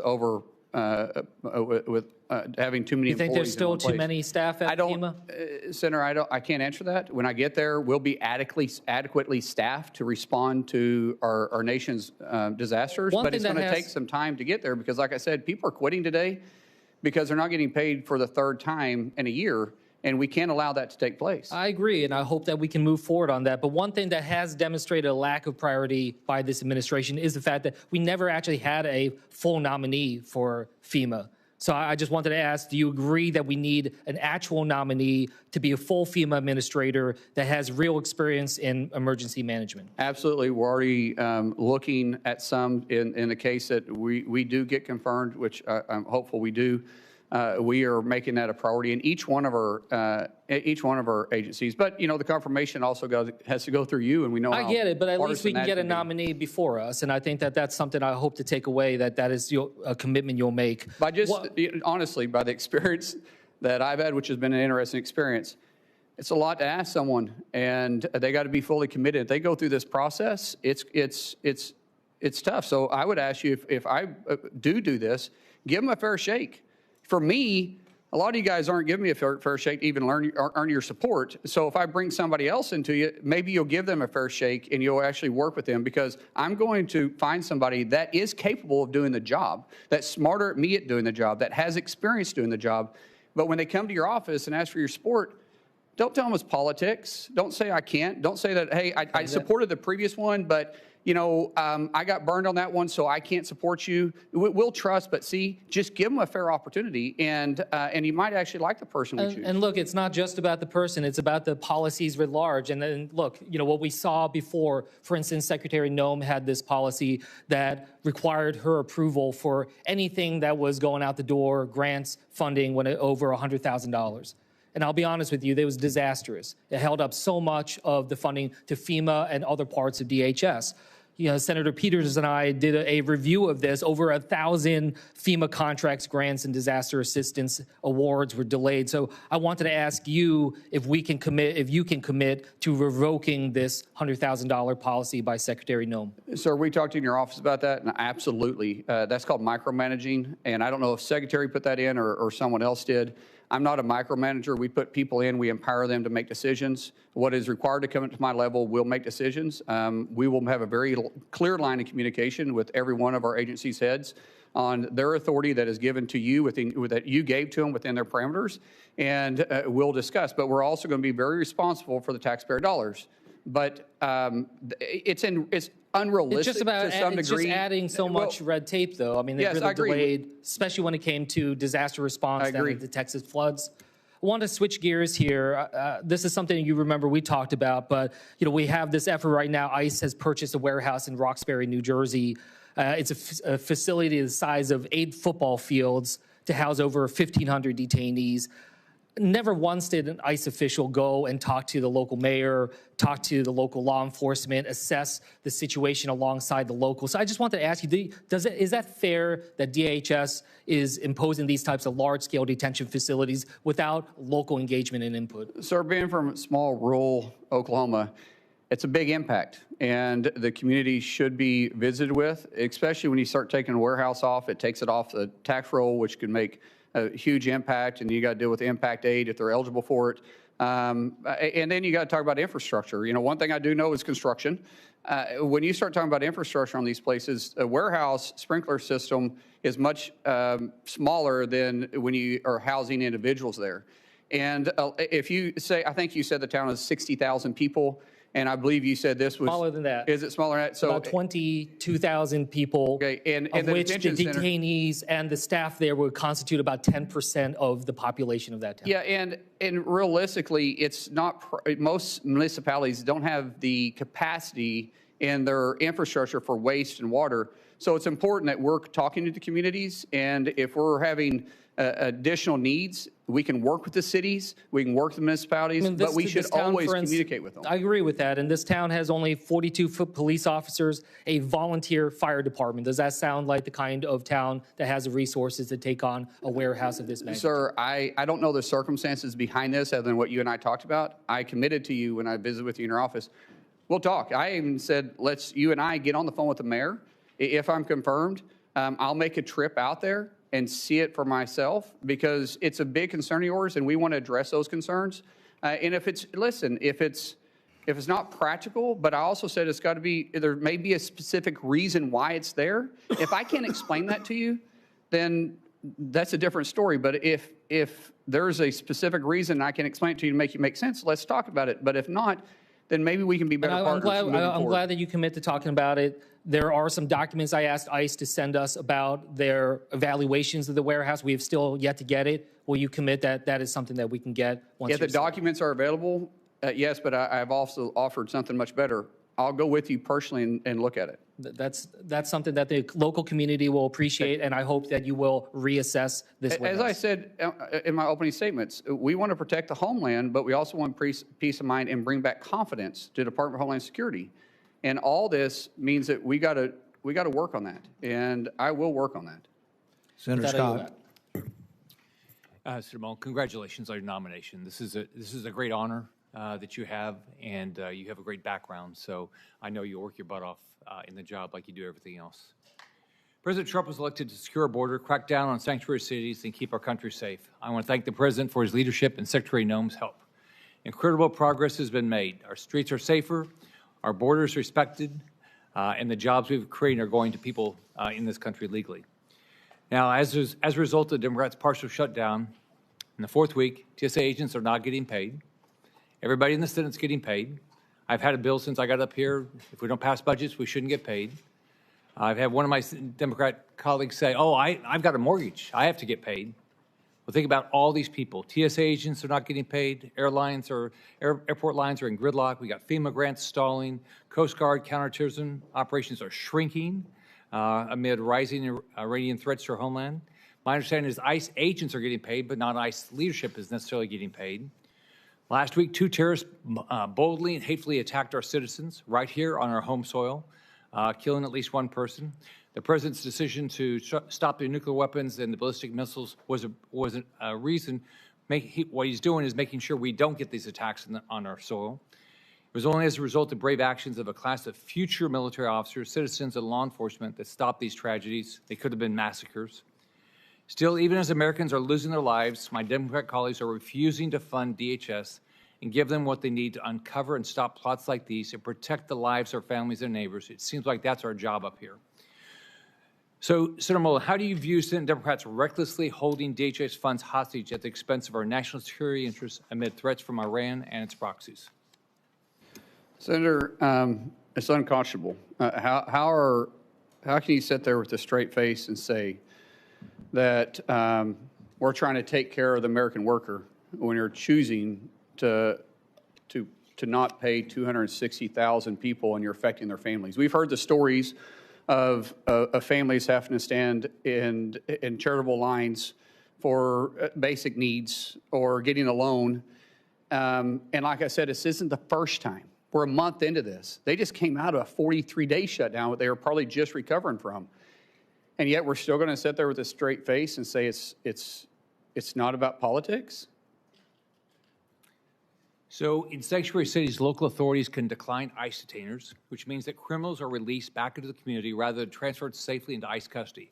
First off, I can't imagine anybody elected that wants criminals back in their community, but that's happening. This creates opportunities for illegal fugitives to relocate or reoffend, like in the tragic murder of Kate Stanley. It also forces DHS officers to go into neighborhoods to root out violent criminals, which is way more dangerous for everybody. Not only does this cost the taxpayer more, but also increases the risk for everybody involved, including bystanders, DHS officers, and potential future victims. We're seeing this play out right now just a few miles away, where local officials in Fairfax, Virginia are refusing to turn over an illegal immigrant who was arrested for groping 12 underage students. and the local elected want to put that person back out in the community that's not even here legally. Instead of turning him over to ICE, Fairfax County prosecutors are trying to get him released. This is just one example of how sanctuary city policies choose to put illegal aliens over American citizens. How do you plan to deal with sanctuary cities like Los Angeles and Chicago to remove criminal illegal aliens? Sir, it's been a difficult conversation that's been had with these sanctuary cities. As I said, going on, we don't get to choose which laws we enforce. As elected officials, you shouldn't choose which laws you enforce. We're not asking them to go out there and enforce immigration. We're just saying, be good partners with us. If we've got to serve judicial warrants, let us go serve the judicial warrants. If you pull over somebody that's wanted, that's in the country illegally, and it's a municipality, we're saying just hold them. At least let us do a background check on them and see who they are. And working with the municipalities are going to be vitally important, but also you've got to take a look at if they're not willing to enforce federal law and work with us, then where's the taxpayer dollars going to? And ideally, I would like to go in there and talk to the mayors. I'd like to go in there and talk to the sheriffs, talk to the police chiefs, say, what is your concerns? How can we get past this? Because the president has made it very clear he wants to protect the streets for every American. He wants to restore law and order to every city. I don't think that should be controversial. But some people have for political purposes, or maybe they didn't like the tactics. Either way, I find it really hard to believe that law enforcement in those communities don't want to do their job. So maybe we sit down and we just work it out. It's like I tell my wife all the time. Sometimes when she gets mad at me, and I'm right, she's wrong, by the way, but sometimes when she gets mad at me, I have to apologize because I simply say, that was a joke, by the way, for everybody that's married. But I have to apologize, and sometimes I tell her, I said, honey, it's a misunderstanding. We still love each other. We still want the best for our family. And these law enforcement, and I would even say these mayors, they still love their community. They still love their cities. They still love this country.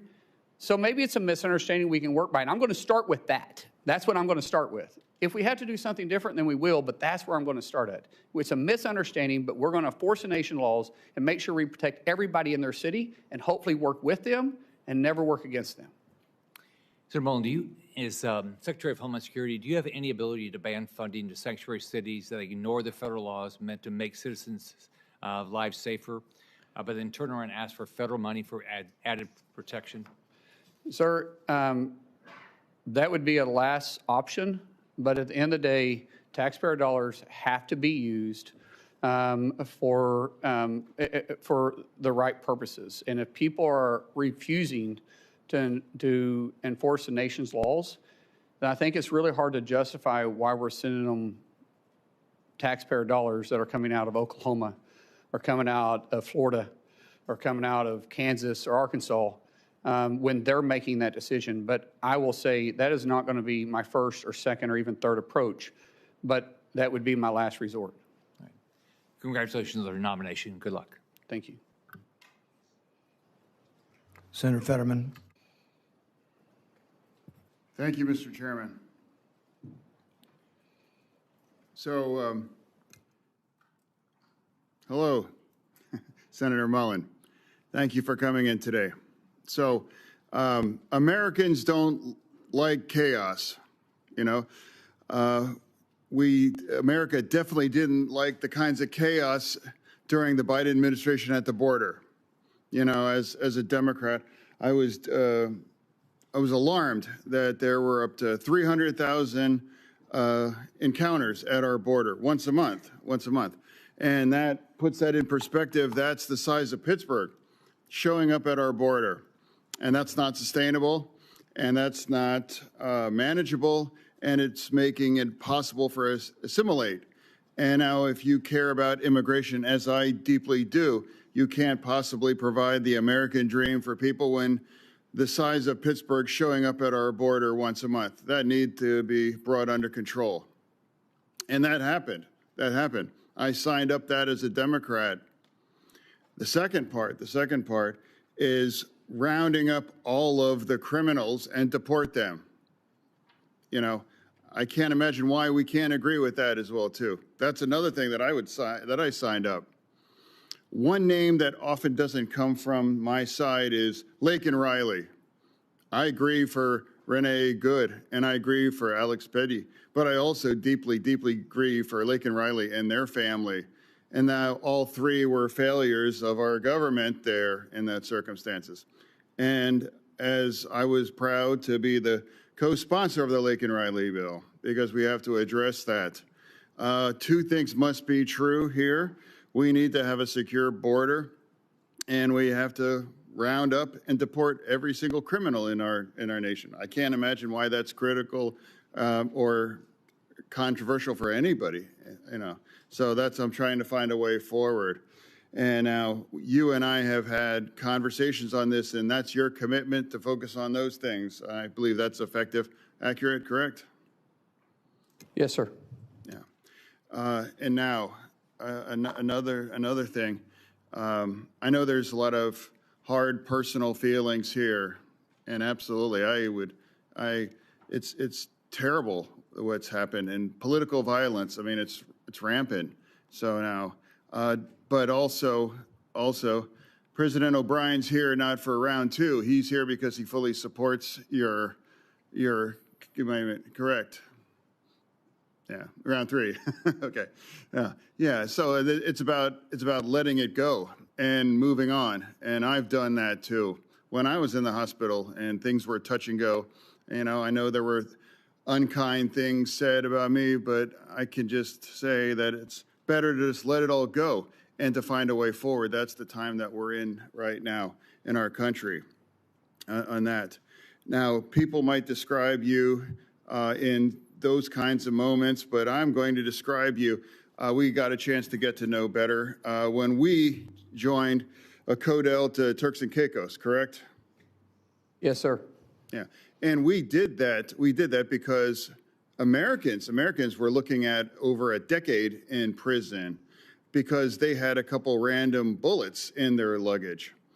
And those Americans ran the gamut of a black grandmother from Florida, I believe, and Pennsylvania, that live in Western Pennsylvania that I did, and I was able to welcome him at the airport when he returned there. So that was about a commitment to working together. Imagine just because a couple random bullets, accidentally, they were looking at over a decade in prison. Now, we worked together, and now not one single American really faced that kinds of thing. So that's about committed to working together. So now, and also as a Democrat, you know, that I made me the only Democrat that refused to shutting our DHS down. You know, some people might say that that doesn't mean I have any less commitment to reform ICE. That's just categorically not true.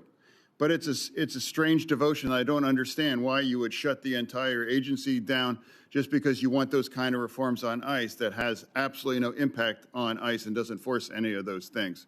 I refuse to do that, and I refuse to punish those union members that are working. And now especially parts of that, it's true. It's like the cybersecurity agency is part of DHS.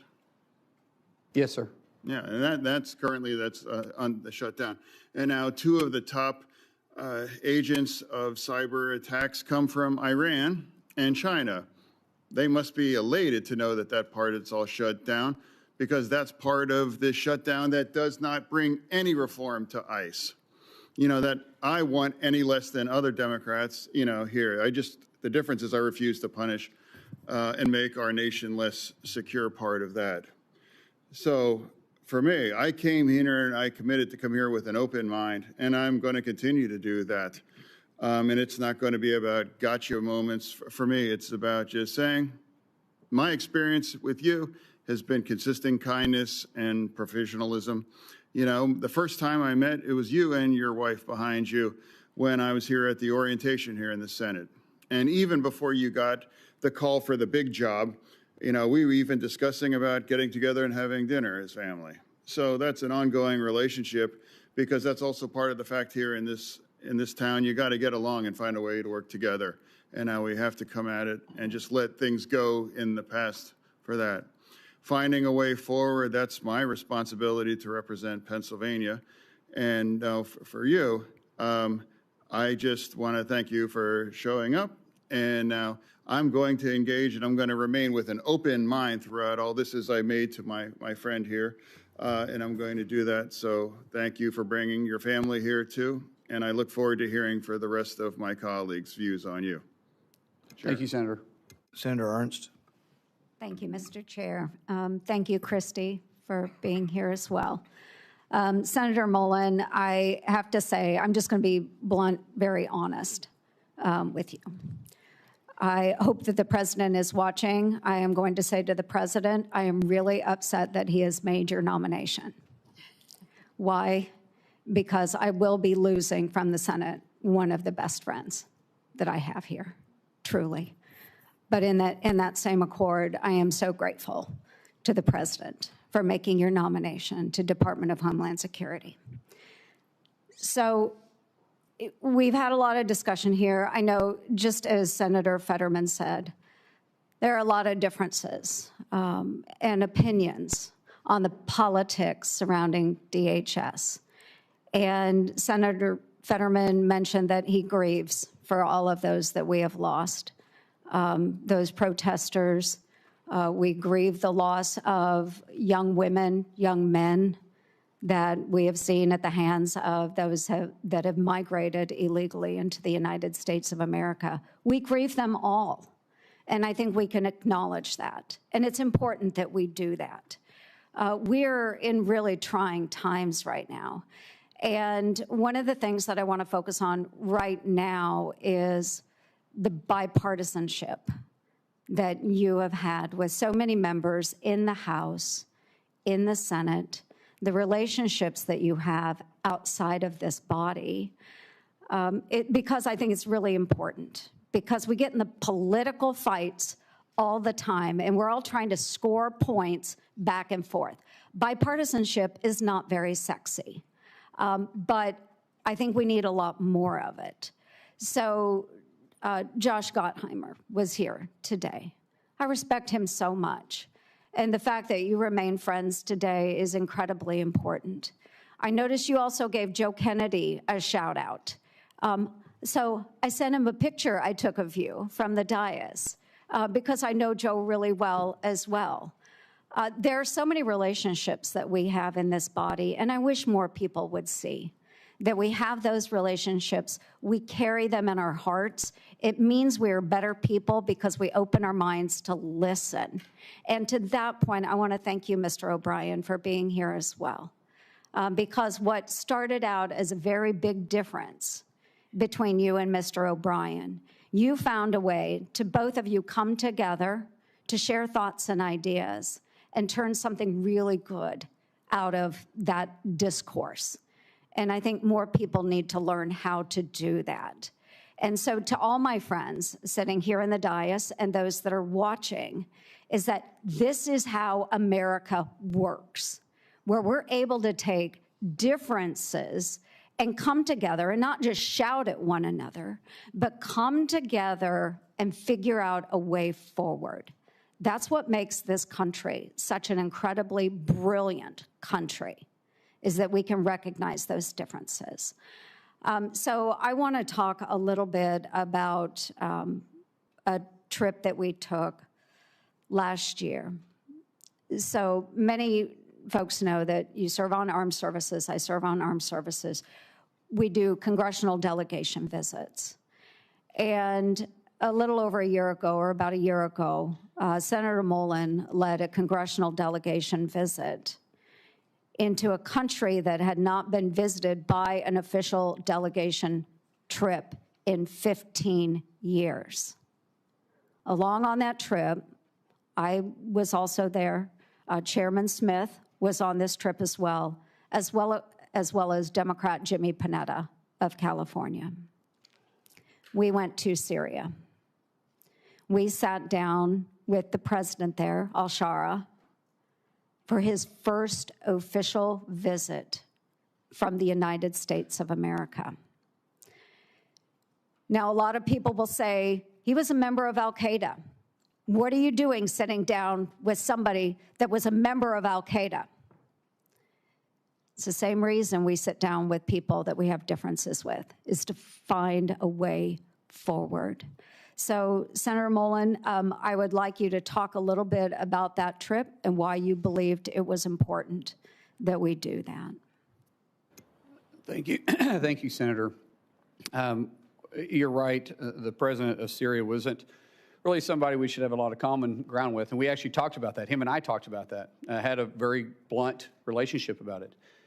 But the fact is, our world is different. And there's different leaders for different countries and different places. And you have to understand the region and the area they're in. We're not in the business of necessarily picking the leaders, but when we do, hopefully there's a way that we can work it out. And if you remember the president at the time, he said, when I was younger, I was fed a lot of propaganda. And I'm paraphrasing this. He says, but when I was in American prison in Iraq, he started looking at things different. And then he also went on to say, yes, I was affiliated with Al-Qaeda, but it's much like you guys being affiliated with Russia. It was interesting to me knowing how you went through the history. He said, it's much like you guys being affiliated with Russia and China and World War II, and look where you're at today. Sometimes in war, when we're fighting for our country, I left Iraq and came back and fought for Syria because that's my home. We have the most diverse population in the history of the world in Damascus. And I don't want the foreign influence. And after I got out, I realized my fight is for my country, not for this necessarily organization, but for me to get resources, for me to get fighters, for me to be able to fight for my country. And hopefully, even though he said openly, I never planned on being president of the country. I was just wanting to get my home back. I find myself here. And he was very open. He says, I have made mistakes. And I said, I've made mistakes too. And I said, we're not perfect, but if we can work together to be a trust but verified, he says, I want a relationship with the United States. Mm-hmm. I want to have that relationship. That's not common for somebody with Al-Qaeda ties. That's somebody that says, yes, my past is my past, but I'm looking to the future. And I think we all have past. In past, we can learn from. We can learn from successes and failures in our past. But if we can grab the past that we made a mistake on and say, yeah, that's a mistake, I'm not going to make it again, that's a lesson. That's where wisdom comes from. If you can also learn from your successes, then that's also where wisdom comes from, and that's considered someone that has the potential to be a leader. And I would rather work with those leaders like that than to continue to see the civil war that was going on, and in some cases still going on in Syria. Yes, and thank you. And I just use this because my time has expired, just to demonstrate how we all have such significant differences. We can come from different backgrounds, but I've been on a lot of congressional delegation visits, folks, a lot in the 12 years that I've been here. But to watch Senator Mullin lead this delegation and to be able to speak to someone that is far different than we are and bring our countries that closer together, I know that he will do that with every one of us serving in Congress. I know you will represent us very well. You will represent the administration very well. You will make our country safer. So thank you, Senator Mullin. Thank you, Kristi, very much for your friendship as well. Thank you, Mr. Chair. Senator Slotkin. Thank you. Thanks for being here. Thanks for our conversation yesterday. I want to just actually add on to what Senator Langford was saying and just focus on the attack we had at a temple that's very close to my heart in Michigan, place I know well. Last week, we had an anti-Semitic attack meant to terrorize not just that synagogue, but the entire Jewish community. And I think the light is really blinking red. And that is the feeling for the Jewish community. And just as an objective statement, the Jewish community is 10 times more likely to be the victim of a hate crime than all other religious groups combined. That's not a political statement. That's a factual statement from FBI data. We talked about the need to work together. The Jewish community is spending about $1 billion a year privately securing their own institutions. No religious group should have to spend that amount of money that could be going to lots of other things on their own security in the United States of America. So I would just ask your help in reforming the nonprofit security grant program so it's agile, so you don't have to win the grant and then still do 100 pieces of paper maybe even looking at a rapid reaction fund, but certainly asking for some sort of task force. You know, I'm thinking about the community in Australia that went to the Australian government, the Jewish community, and said, we're seeing just a real uptick in threats. We're terrified. And then we have Bondi Beach and a very horrible thing. So can we just agree in public, again, on a bipartisan basis, to sit together to reform this program and figure out how we manage to the threat, because we're not hitting it right now. Senator, you have a wealth of knowledge from your service in the intel community, and you will know this issue probably better than me. And so I would welcome the opportunity to sit down and talk to you, figure out what we need to do. I know this is very personal to you, and that's great. We may have some differences on some political views, but this isn't one. You and I will be, you know, laser focused and get this resolved if it's possible. But yes, I would absolutely welcome an opportunity to work with you on this. Great, I appreciate that. I think, you know, in general, your position or your future position as Secretary of Homeland Security sits at like the fulcrum of these big issues we're having as a country. Just big cultural issues. The use of law enforcement in our streets and where our rights begin and end, and then our elections, our democracy. And given the importance of that, I think it's important that we state really clearly where you are on those two issues. You know, I think first and foremost on the use of ICE. You know, my state voted for Donald Trump in 2024. A lot of people supported the president's immigration agenda, but then they watched with their own eyes, not filtered through a news source. They watched with their own eyes American citizens killed in their streets for protesting. They saw children caught in the crossfire and being tear gassed. They saw people randomly being pulled out of their cars and walking down the streets because they happened to look like they could be an immigrant and checked for their papers, which for many of us has a real history. They have seen people law enforcement go into people's homes without a judicial warrant for a country that was invented because we were being oppressed by a foreign force that demanded entry into our homes. So you say you don't want ICE in the news. You say you want to rebuild trust. Your predecessor was fired because she couldn't manage that, and you know, people had to go in and bring the temperature down.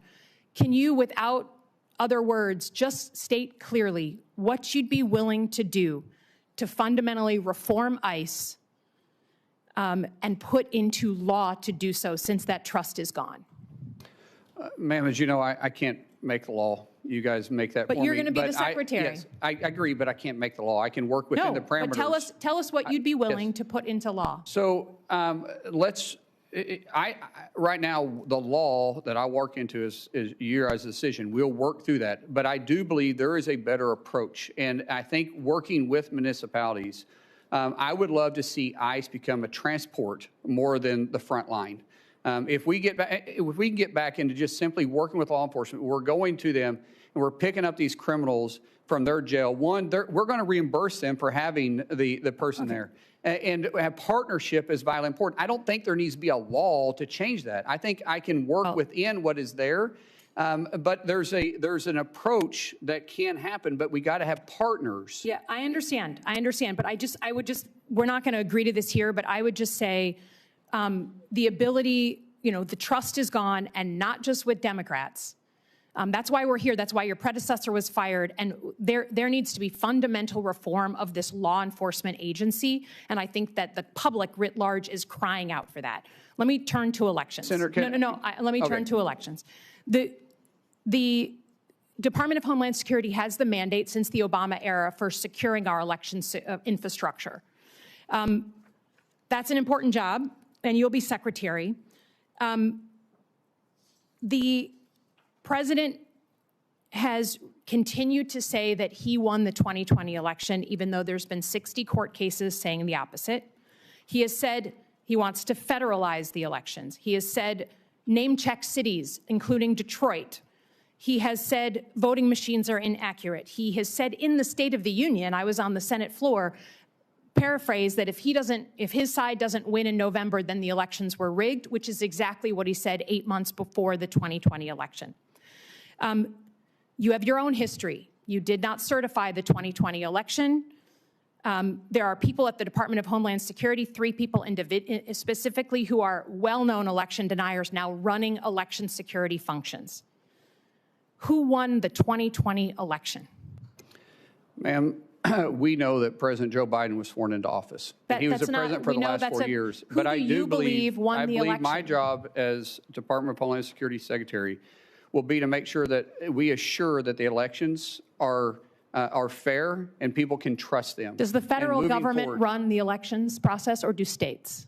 It's very clear in the Constitution that the states control state elections, and then there is some federal oversight that's on it, but the federal government can set some standards. So if you're talking about the Save American Act, requiring you, which is within the Constitution, by the way, requiring individuals to be citizens of the United States, I don't think it's too much to ask somebody to prove they're a citizen of the United States. That's not what we're talking about. I'm talking about administering the elections. If you are Secretary of Homeland Security, do you feel you have the authority to put uniformed officers at polling locations in 2026? Ma'am, we said this in your office. The only reason why my officers would be there if there was a specific threat for them to be there, not for intimidation. And so even though we didn't need it during World War II, we didn't need it during Vietnam or the War on Terror, we never had to put uniformed military there. Now, you feel that there's going to be a reason that there's going to be an armed threat to the United States that you need to potentially be there? I can't sit there and guarantee hypothetically what threat would be and not. I'm not putting military. That's not within my purview. Uniformed officers. But if there is a threat, a specific threat, say it's in a Jewish community, and there is a threat that's specific to that polling area, then we will work with local law enforcement. There'll be a reason for us to be there, and it'll be known why we're there. I think the reason you're here and not Kristi Noem is because Americans trust their local law enforcement now way more than they trust ICE. So I would just say, if we ever get to the point where you are being asked to put armed ICE officers at polling locations, we have lost the plot as a country. We have fundamentally lost it. And until I hear someone tell me that this man, President Trump, will actually allow us to have a free and fair election, there is zero trust here, and I cannot trust that he won't try and steal it. Again, I yield back. Senator Moody. Thank you, Mr. Chairman, and congratulations on your nomination. Congratulations to your family. I can't think of a better person at this moment in time to lead such an important agency. Talking about Americans trusting their local law enforcement, I think that is true. I think that's one of the reasons, as the Attorney General in Florida, I worked so closely with our law enforcement, our local law enforcement, to make sure we were triaging our resources and going after really bad people that wanted to harm our community in a way to make our state safer. And part of doing that is we supported them. We made sure that they had resources, they had more the support behind them. They knew that we had their backs. I'm proud that Florida was the first state to have every single county sign up to work with the federal government, because we were dealing with an unprecedented situation following the last administration, where you had people working with radicals in that administration to destroy the border, roll out a welcome mat to everyone, and has left our nation reeling from an unprecedented surge of people we don't know who are here, many of which, before they even got here, had committed crimes and have committed crimes since. The way to recover and shore up our communities is to work with, in partnership, local law enforcement who have an expertise in their communities. And it is disheartening to me, not just as a former attorney general or as a former prosecutor, but as the wife of a law enforcement officer and someone that worked very closely with them, it wrecks me to hear them refer to law enforcement in general, especially some of the men and women that serve currently in the Department of Homeland Security, as breaking into people's homes and shooting Americans. And I think we can all acknowledge that we want law enforcement to meet professional standards, to act with the public safety in mind, to comply with the law, But we do not have to disparage an entire profession of men and women who put their lives on the line for you and for everyone in this room, and said that they were going to dedicate their professional careers to stand on that line and put their safety behind yours. When President Trump got in office, so many of these states on the Democratic side said, I will never work with that man to come in and correct and rid the communities of people that are going to do it harm. We won't. In Minnesota, the first thing they said, I will never help that person. I won't lift a finger, the Attorney General said. So in Florida, where you have 67 out of 67 counties signing up, tell me what I can do to help you. In Minnesota, they had like 7 of 87. Does that surprise anyone? No, because their state leader said, we will not help you. We will not go after the most dangerous in our communities. Have at it. See how it goes. We won't lift a finger. And when the administration says we are dealing with an unprecedented situation, 11 to 20 million people, that's never happened in the history of our country, how do we do this? We need to make sure we're focusing on triaging and getting people out that we know may do harm to our communities. They're like, what are you talking about? You can't have quotas. They won't talk about the quotas where they said we're put to Border Patrol, push more and more and more and more in. However you need to do it. Don't tell us how we can stop this influx or this surge. Tell us how we can push more in. They won't talk about that.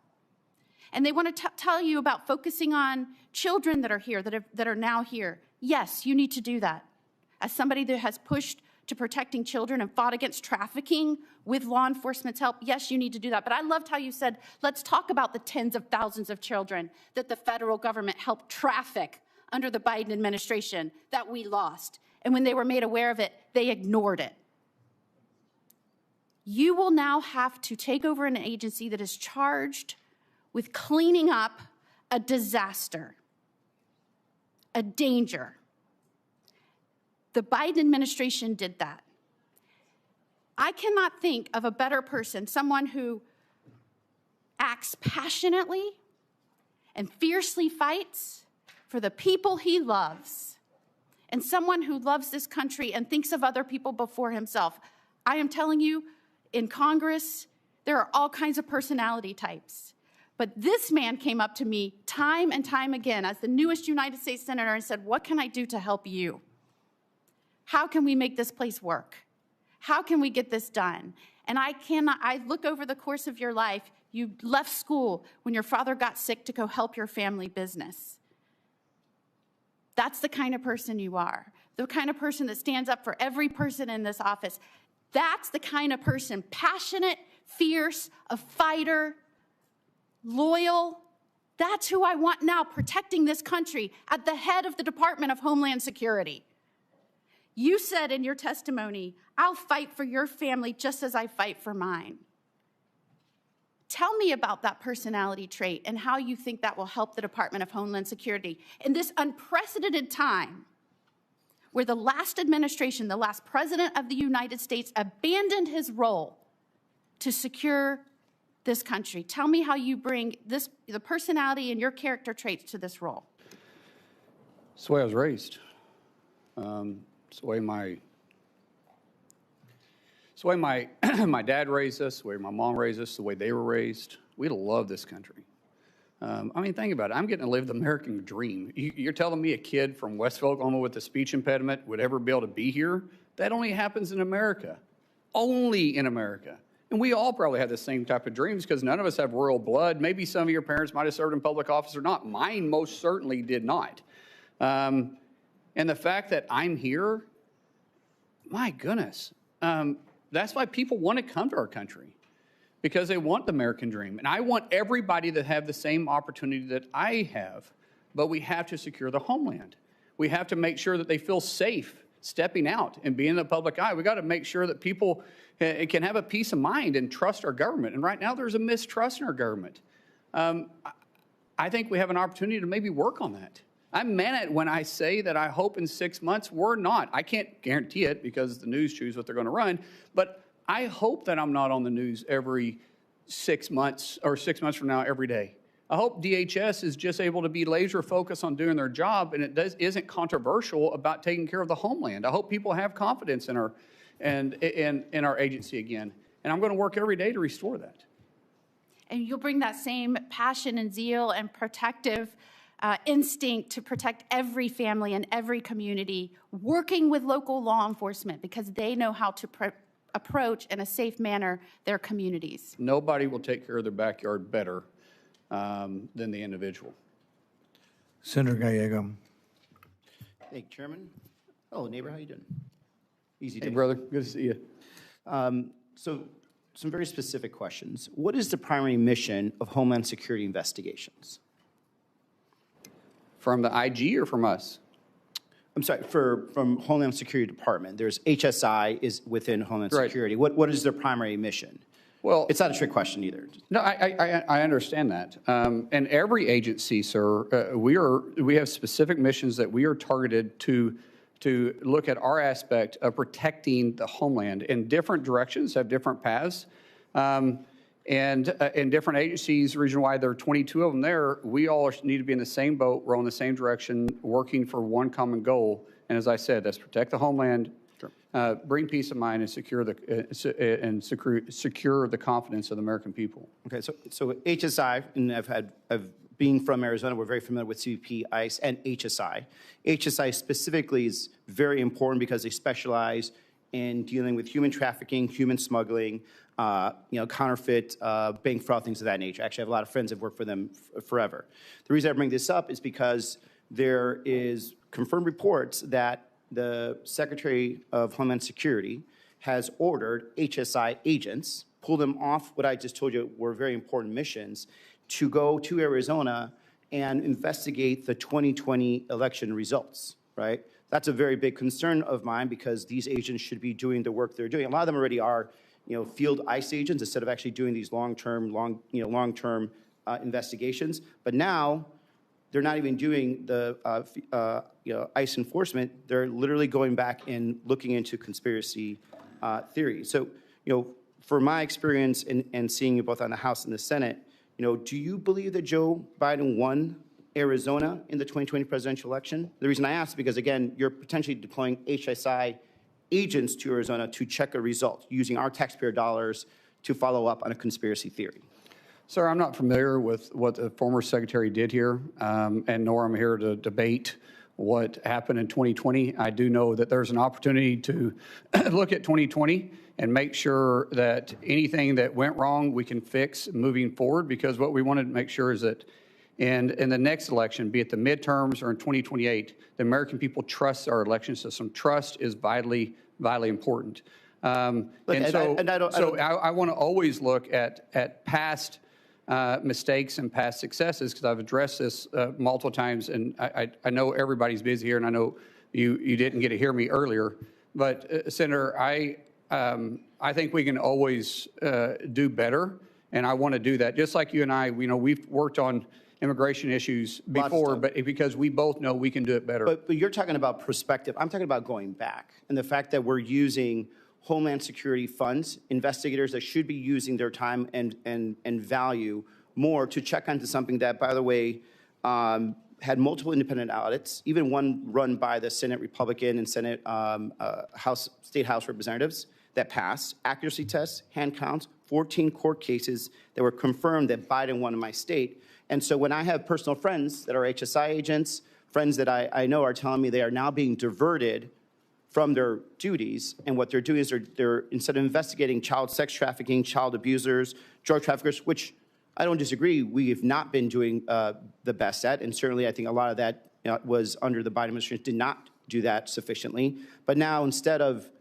it not being done, now we have the opposite, where some of these best trained people are being ordered by somebody within the chain of command of the White House, which I get to question later, to go investigate this false this false conspiracy theory, right? And as much as, for me, a concern of mine, because, I do know you very personally, and we got into work together. I think you're an upstanding guy, and I reject this idea that you're not qualified for this job 100%. But when it comes to something as existential as this, that's when I have to start questioning, are you going to be in charge of a department that's going to say, you know what, HSI should not be used for this? As a matter of fact, no one in Department of Homeland Security should be used to do and investigate an election conspiracy. So that's, what I want to communicate on this is, like, I really urge you just to end that investigation. There's no reason why we need to go relegating back to 2020. There certainly isn't any reason why we should be using these highly trained professionals that should be going after some horrible people to be investigating conspiracy theories that have been litigated multiple times and put them back where they were. Moving on from there, my other concern is something that I saw, with the previous secretary, and something that I've seen in myself in my time in the Marines, is that a chain of command is very important. I don't believe there was a real chain of command that was in the Secretary of Homeland Security. And when I say that, it's because I think Stephen Miller was the person that was actually calling the shots there, and you could see the results of what occurred. You had men and women in ICE and CBP that felt that they were unaccountable, talking to actual ICE and CBP agents from Arizona that got deployed to Minnesota. They don't know who really was in their chain of command. They didn't have operational orders. A lot of them did not understand, how to actually engage with the public at all. And when there was a point of who is responsible for making decisions, they could not figure out if it was Miller or if it was Secretary Noem and her deputies. They couldn't figure out if there were quotas versus there are quotas. Now we know that there are quotas. This is the problem. Is, like, I want to make sure that if you're there, you're in charge and not Stephen Miller. Sir, the President has nominated me to be Secretary of Homeland, and I'll take full responsibility for that. Chain of command is important. I believe in empowering people to make decisions, but I will still be talking to the President on a regular basis. And any policy that is within my realm of authority that you guys give us, if the President wants us to look at it, we'll look at it, because I serve at his discretion. Yeah. One thing I don't know if it's been mentioned here, you probably would be the only second Native American in the history of the country to be a cabinet member, which I appreciate. And you know that I also do a lot of work with our Native American communities, the 22 federally recognized tribes in Arizona. And the one concern I also have is that when it comes to building some of these installations on the border, there has been very, very little to no tribal consultation, especially with some of our border tribes, the Totowa O'odham Nation, where we are building walls in areas that doesn't have much like ESL. So I have problems with the English once in a while too. There's a border wall that is going through tribal land that is in very sacred land that is not crossed and used significantly by human smugglers. It's important that DHS actually speak to these communities. They actually have programs that they do where they actually are working with DHS and local law enforcement to stop illegal smuggling, called Shadow Wolf program that DHS supports. But this last administration in DHS did not talk to them whatsoever. Did not talk about, did not even give the vague idea of tribal consultation, and now they're just building into some areas that has, unfortunately, some burials of some of their the people from their tribe. And so I think it's important that we reestablish tribal sovereignty, and I hope because of your background you'll understand and appreciate that. I respect tribal sovereignty, and there's a lot of technology. Now, we do have a job to secure the border, but we will work with tribal nations, because there's other ways to have a physical barrier where you can have technology there too. And I don't think anybody would complain about that. But yes, my background. We have worked on tribal issues a lot, and I appreciate your passion. And I have a lot of good friends in Arizona with tribes that that we've been on, have good relationships with. And these tribal nations would absolutely work with you as long as they felt that there was the respect and also respect for the land, because we have a history of that. And Mr. Chairman, I'm up. I can. We're going to come back around if you have a question. Thank you. Senator Hawley. Thank you, Mr. Chairman. Senator Mullin, welcome to the committee. I see you have some supporters with you today. Chairman Smith, good to see you. My friend Sean O'Brien is here. I want the record to reflect that my money was always on O'Brien. I just want that noted. I want it noted for the record. Senator Mullin, let me ask you this. In your own words, could you tell us just in capsule form, what is it that DHS, what's the mission of DHS as you understand it, as you would put it, as you would explain it?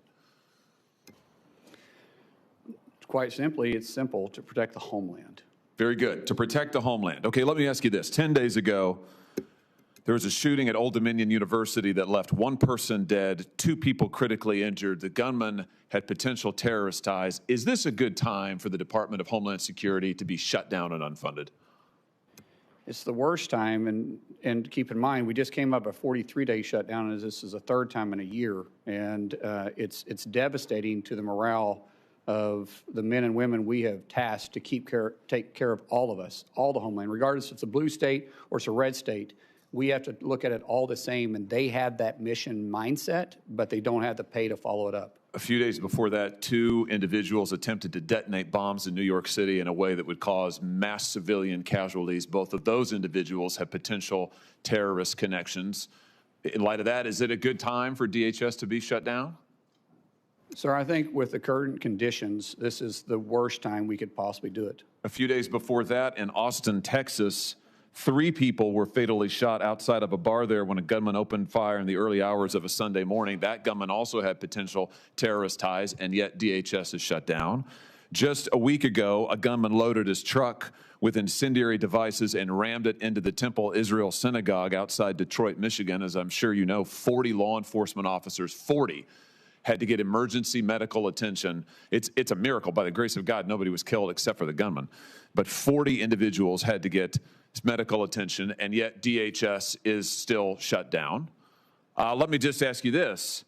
Law enforcement dangers. I think I've got a poster that'll go up behind me here. In the last year alone, we have seen an 8,000% increase in death threats to law enforcement, a 1,300% increase in assaults, a 124% increase in vehicular attacks using a vehicle, against a CBP law enforcement. Now, in light of this, is it a good time for DHS to be shut down? Sir, it's a horrible time. Let's talk about children. Let's talk about the dangers to children. The National Center for Missing and Exploited Children estimates that there are 20.5 million reports of suspected online and child exploitation. That includes almost 20 million reports of child pornography, 546,300 reports of online enticement of children for sexual acts, and 27,000 reports of child sex trafficking. Is it a good time for DHS to be shut down? No, sir. Let me ask you if you've seen this poster that I'm about to put behind me. Have you ever seen this before, Senator? I don't believe so. There's no reason you should have. I was introduced to this material by Tim Tebow, the Heisman Trophy winner, who now spends a lot of his time trying to help work with child victims of sex abuse. This poster reflects every individual IP address in the United States in about a 1-month period that was sharing, distributing, posting, or trading child sex abuse material or child pornography of some form. You want to guess how many points there are on that map? It makes me sick. I have no idea. 338,000. That's just a 1-month period. Now, can you see any blue dots on that map, Senator Mullin?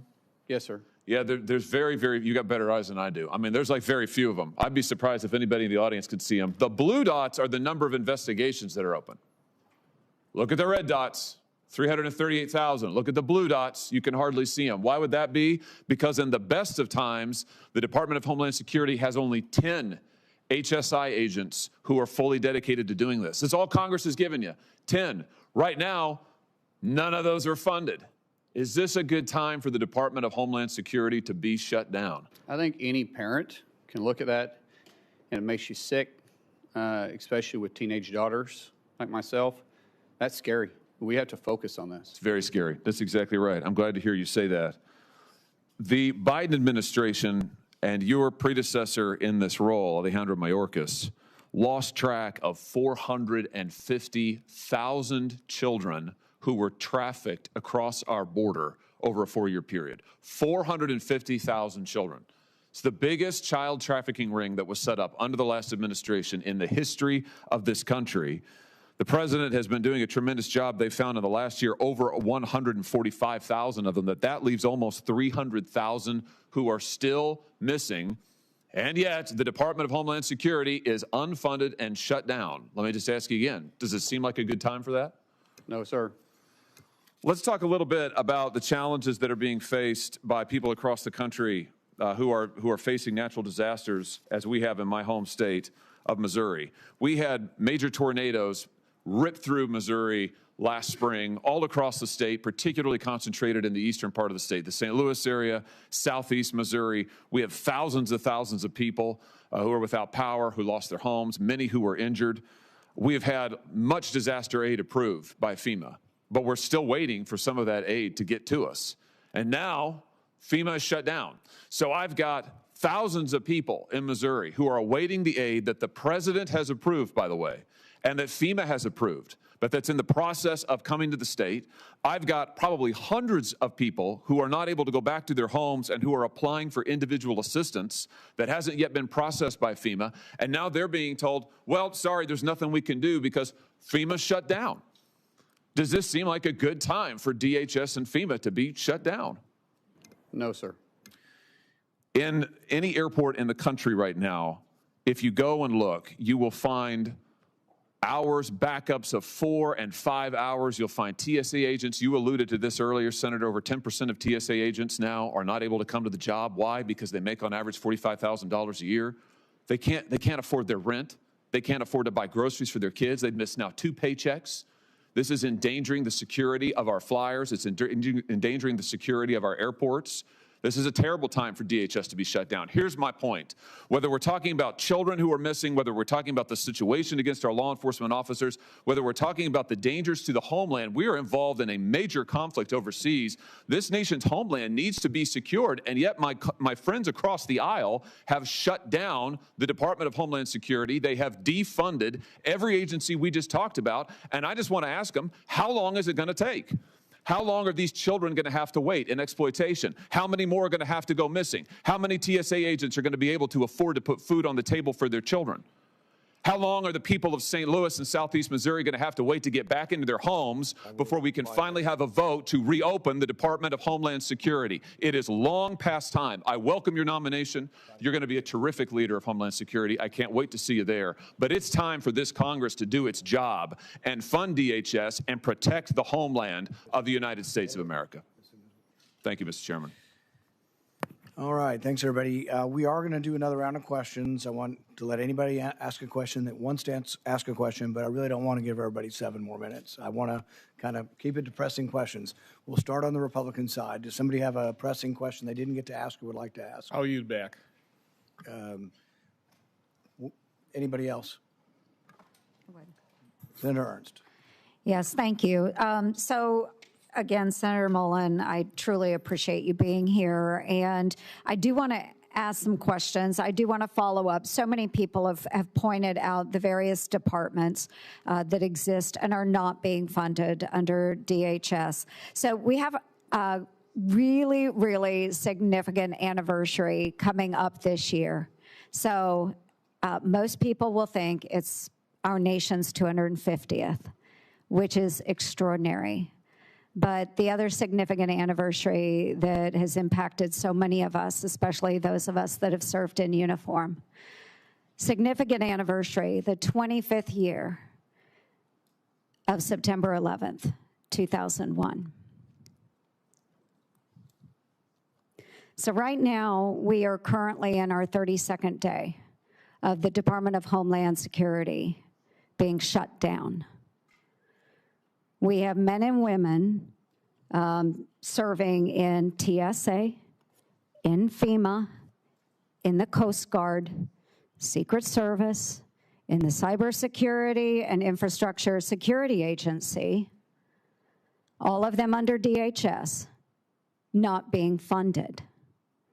Now, I just heard in the first round of questions, one of my colleagues on the left say, this has nothing to do with ICE. They are funded. If it has nothing to do with ICE, why are we not funding these agencies that protect Americans? Especially as we're coming up on the 25th anniversary of September 11th this fall. It's a significant anniversary. I hope never to repeat it. But the fact of the matter is that there is a greater possibility of September 11th happening all over again because we are not properly funding the men and women that protect our homeland. So I don't want to hear folks say it has nothing to do with ICE, because I do believe when we get into the politics of this, it is about ICE. It is about ICE. So I would love for my friends on the left to acknowledge it's about ICE, but acknowledge that protecting our homeland is much more important than the politics of this. Yes, question. Senator Mullin, do you think it's time to set aside the partisan politics and partisan games and fund DHS as a whole so that the department can be fully functioning to protect Americans, especially as we are approaching this fall, the 25th anniversary on one of the greatest attacks that we have ever seen on our homeland? Yes, Senator.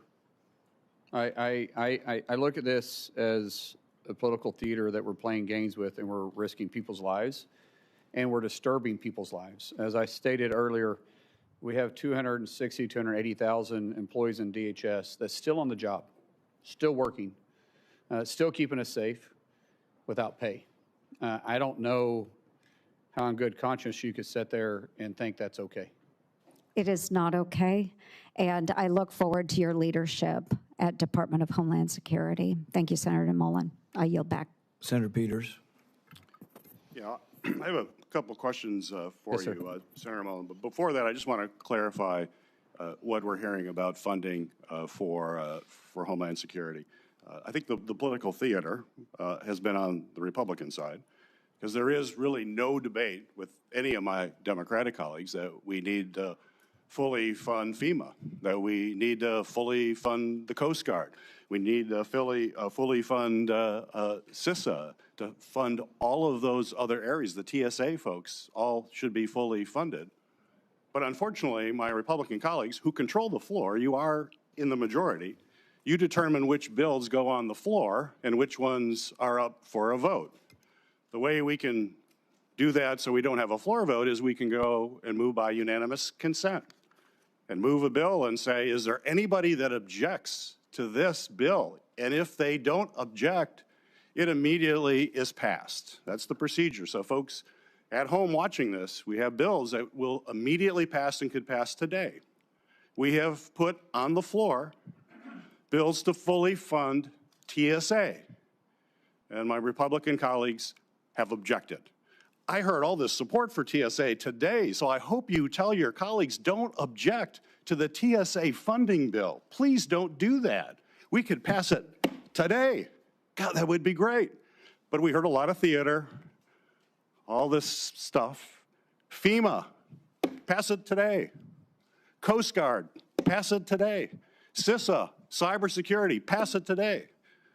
So as the nominee for Homeland Security, I would hope you would tell your colleagues, boy, this is really important. Don't object to the bill that allows us to pay for this. Now, granted, the CBP and ICE are not in there because we are around negotiating about making sure that there are guardrails in place so that local or that federal agents have to abide by the same rules as local police. You know, when I go home and I say that, everybody says, really? They don't have to do that now? I'm like, no. But Republicans are going to hold TSA hostage. They're going to hold Coast Guard hostage. They're going to hold FEMA, CISA. They're going to hold it all hostage because they don't want to give any ground on making sure we just have common sense guidelines. We have a solution for that. Pass the bills for all of these other agencies. Pass them. They can happen today. We've tried for the last 2 weeks, and my Republican colleagues object. Don't object anymore. And then let's focus on trying to come together. And I appreciate your comments about how we come together. Let's come together and figure out how we put common sense guidelines in place for federal agents that are operating in our communities. You've expressed an interest in doing that today, and I take you at your word for that. So let's do that. But let's not make TSA a hostage in this whole thing. Let's pass the bills. We can do it. So I heard it. I heard HSI funding from one of my colleagues here. I want to be clear, HSI is funded because both CBP and ICE are fully funded because of the big bill that passed last year. So that funding isn't even in jeopardy. What's in jeopardy, we can fix today. All the things that are not being funded, we can fund today. And every single Democrat is for it. There's only one Republican. It only takes one Republican to object, and apparently that keeps happening. I'd talk to that one Republican and say, stop objecting to this. If you truly all believe in that, stop objecting to it. HSI is getting money now because of the big bill. But what's the problem with HSI? And I agree with my colleague with child exploitation. I'm going to be at the top of the list when it comes to making sure we're doing as much as we can to stop that. But unfortunately, this administration has actually transferred all those HSI people to immigration enforcement.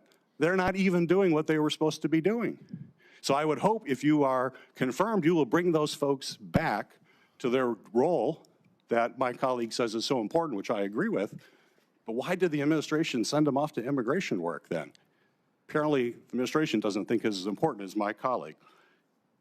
And I just want to wrap up here. Questions that we had related to your bio. And the biography is important. And it's important that we fully understand how you're presenting yourself. And if there are any ambiguities, we want to work that out. On March 11th, I sent you a letter asking for information about any activity related to any special assignment, which you talked about here today, that you have been involved in. There was no exception for official travel or any of that. We just asked any of these special assignments that you have talked about. You responded to the committee in that letter by saying my voluntary work included special assignments outside of DOD, was that I offered support and mentorship from a Christian perspective to both Afghans that supported our efforts and other personnel that served in war zones. You stated your special assignments occurred intermittently between 2006 and 11.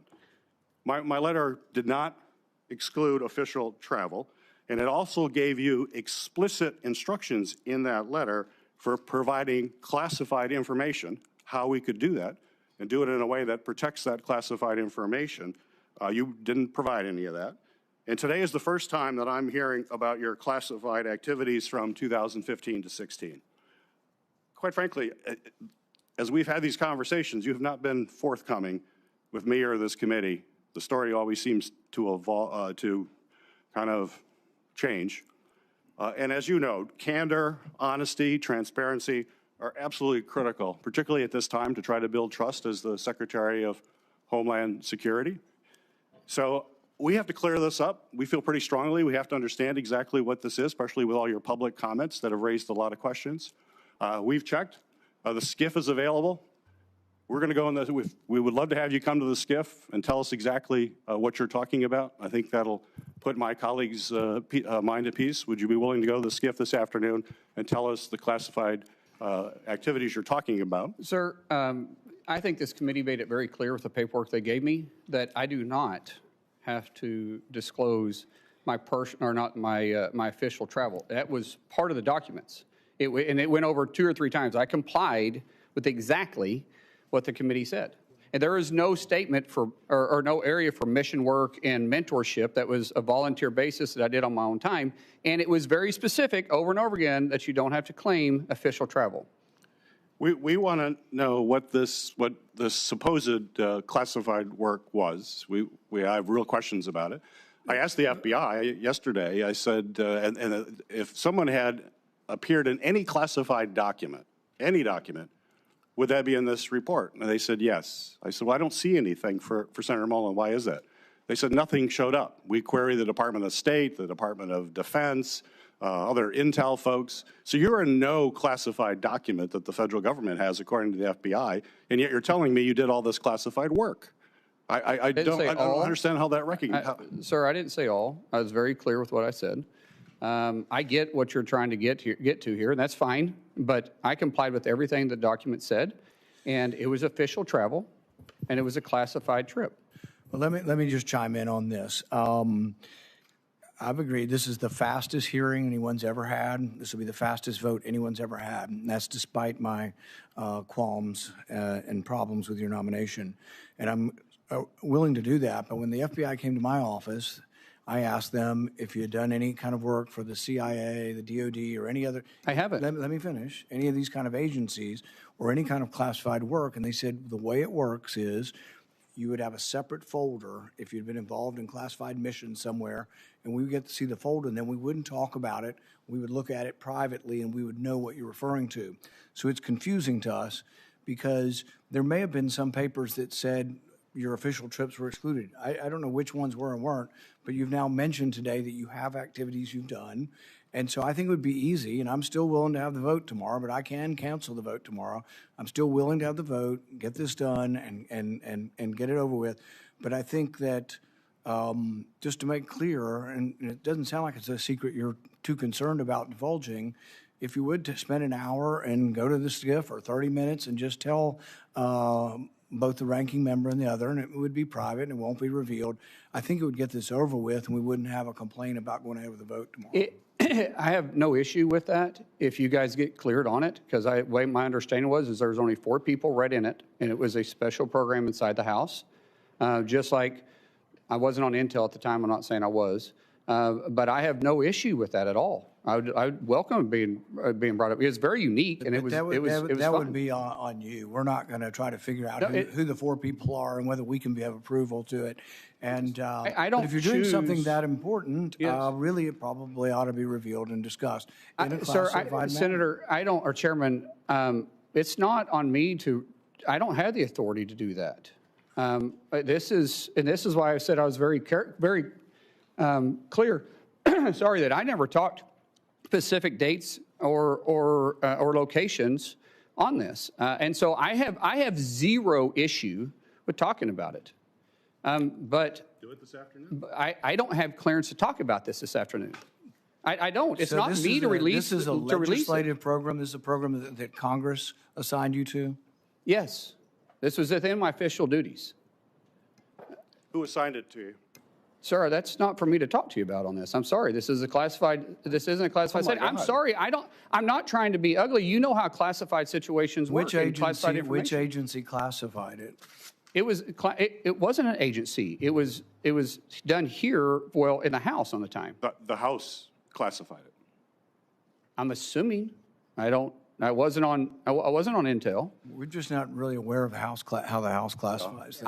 I have no idea. I know every time we spoke about this, we had to go to the SCIF and visit about it. But I know there was a paper that I had to sign before it even started, and I may be wrong. There may be more than 4, but I know it was only me and 3 other people that ever discussed it. So secret that we can't know about it. I would think that there'd be some paperwork in the SCIF that they should show us saying this is so top secret and this was made classified. I have no problem. You're welcome to go to the House. This started in 2015. It ended in little late in 2016. I have nothing to hide on this. This is too easy. I would really enjoy sitting there and have a conversation with you because I don't want you to have a question my character on this. So that's very simple for me, but I can't make that authorization. You guys know that. Well, it's a little difficult for us to go ask about a program that has no name, and we have nobody that we know to talk to about it. So I don't know how we would begin doing this without your cooperation. But I'm willing to cooperate. I'm willing to hold the vote tomorrow, but you brought this up, that you were on a super secret mission that you can't tell us No, I did not say super secret, sir. I said it was classified. That only 4 people know? Well, I only know if there was 4 people. There was maybe more people that understood it, but I know there was only 3 people plus me that was ever in the meeting. And so as far as I'm concerned, only 4 people was read in on this. So you were on the Intel committee? No, not at the time. No, sir. I was on the Intel committee after that. What committee were you on at the time? You got to think about 10 years ago. Energy and Commerce. So it was an Energy and Commerce top secret effort. Senator, I know what I'm getting upset about a little bit here is that your tone that you're saying that in a condescending way. I did what I was asked. I'm trying to find out who we would talk to. Sir, I've told you exactly what happened here. I was not required to disclose this on any official travel. Your documents are very, very clear on that. So I don't know what else you want me to say. You said you can go find out. Go find out. And then when you guys say it's good for me to talk to you, I'll be happy to talk to you about it. I can't talk specifics. If you want to talk about in general ideas, let's go down and talk in the skiff. I'm okay with that. But I can't get into the necessary specifics or who made the decision to do it. But I can talk in general, and I'll be very, very glad to do that with you. And even Senator Langford, I know, is on Intel. He can come down with us and visit with us about it. I'm no issues with that at all. Perfectly clear and okay with it. But it's not for me to release this. So if you guys want to do that, we can leave here, go down there and talk about it. Did this mission involve exchange of fire? It wasn't a mission. It was an official travel. With specific deals or for specific fact-finding, just like any official travel is, that they wanted clarification on. And so, like I said, be happy to talk to you about it if you guys want to. And it was in a conflict zone? Sir, once again, I'm not talking about specific details or dates because we've revealed that this was a classified situation. Now I'm not going to talk about because anything I've talked about in the past wasn't referencing any of this, but I'm definitely not going to get into it now. It's talking about specific dates or details. We would have no way of exploring this unless you were willing to cooperate on. I don't know, Chairman. I don't know what else you said. What else you want me to do? I said I will go down there and talk about this with you in a skip, but I can't give the specific all the specific There's no details. reason to think that somehow we're not qualified to look at classified information. Yeah. And so the thing is we would. There is a lot of programs out there, Chairman, that you know is based on a need to know. Right. And maybe you can talk to Senator Langford about this too. Senator Langford, would you like to talk about? I'm glad to jump in. This feels, as my mom used to say, a mountain out of a molehill, where he is offered over and over and over again to say, let's get into a classified setting. I just left the worldwide threats hearing where I had to run over to be able to run back there. And meeting with all the folks there were several questions that I asked there that they gave me a partial answer and said, I'll give you the rest of this answer in a skiff. And everybody goes, oh, okay, I get that.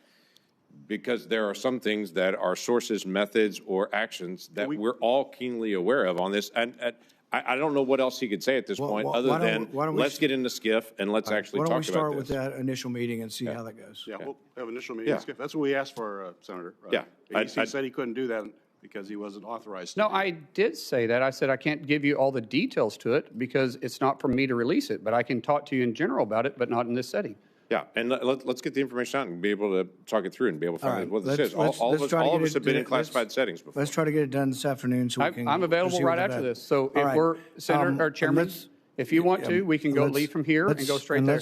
Yeah, and let's try to get the hearing finished. So I really want to, let's try no more speeches back and forth on all the ICE stuff if we can. If you kind of just conclude that one, can I come back to you in a minute? Sure. All right. Senator Hassan, let's try to get off of funding ICE and stuff. Let's just try to stick to the nomination for now.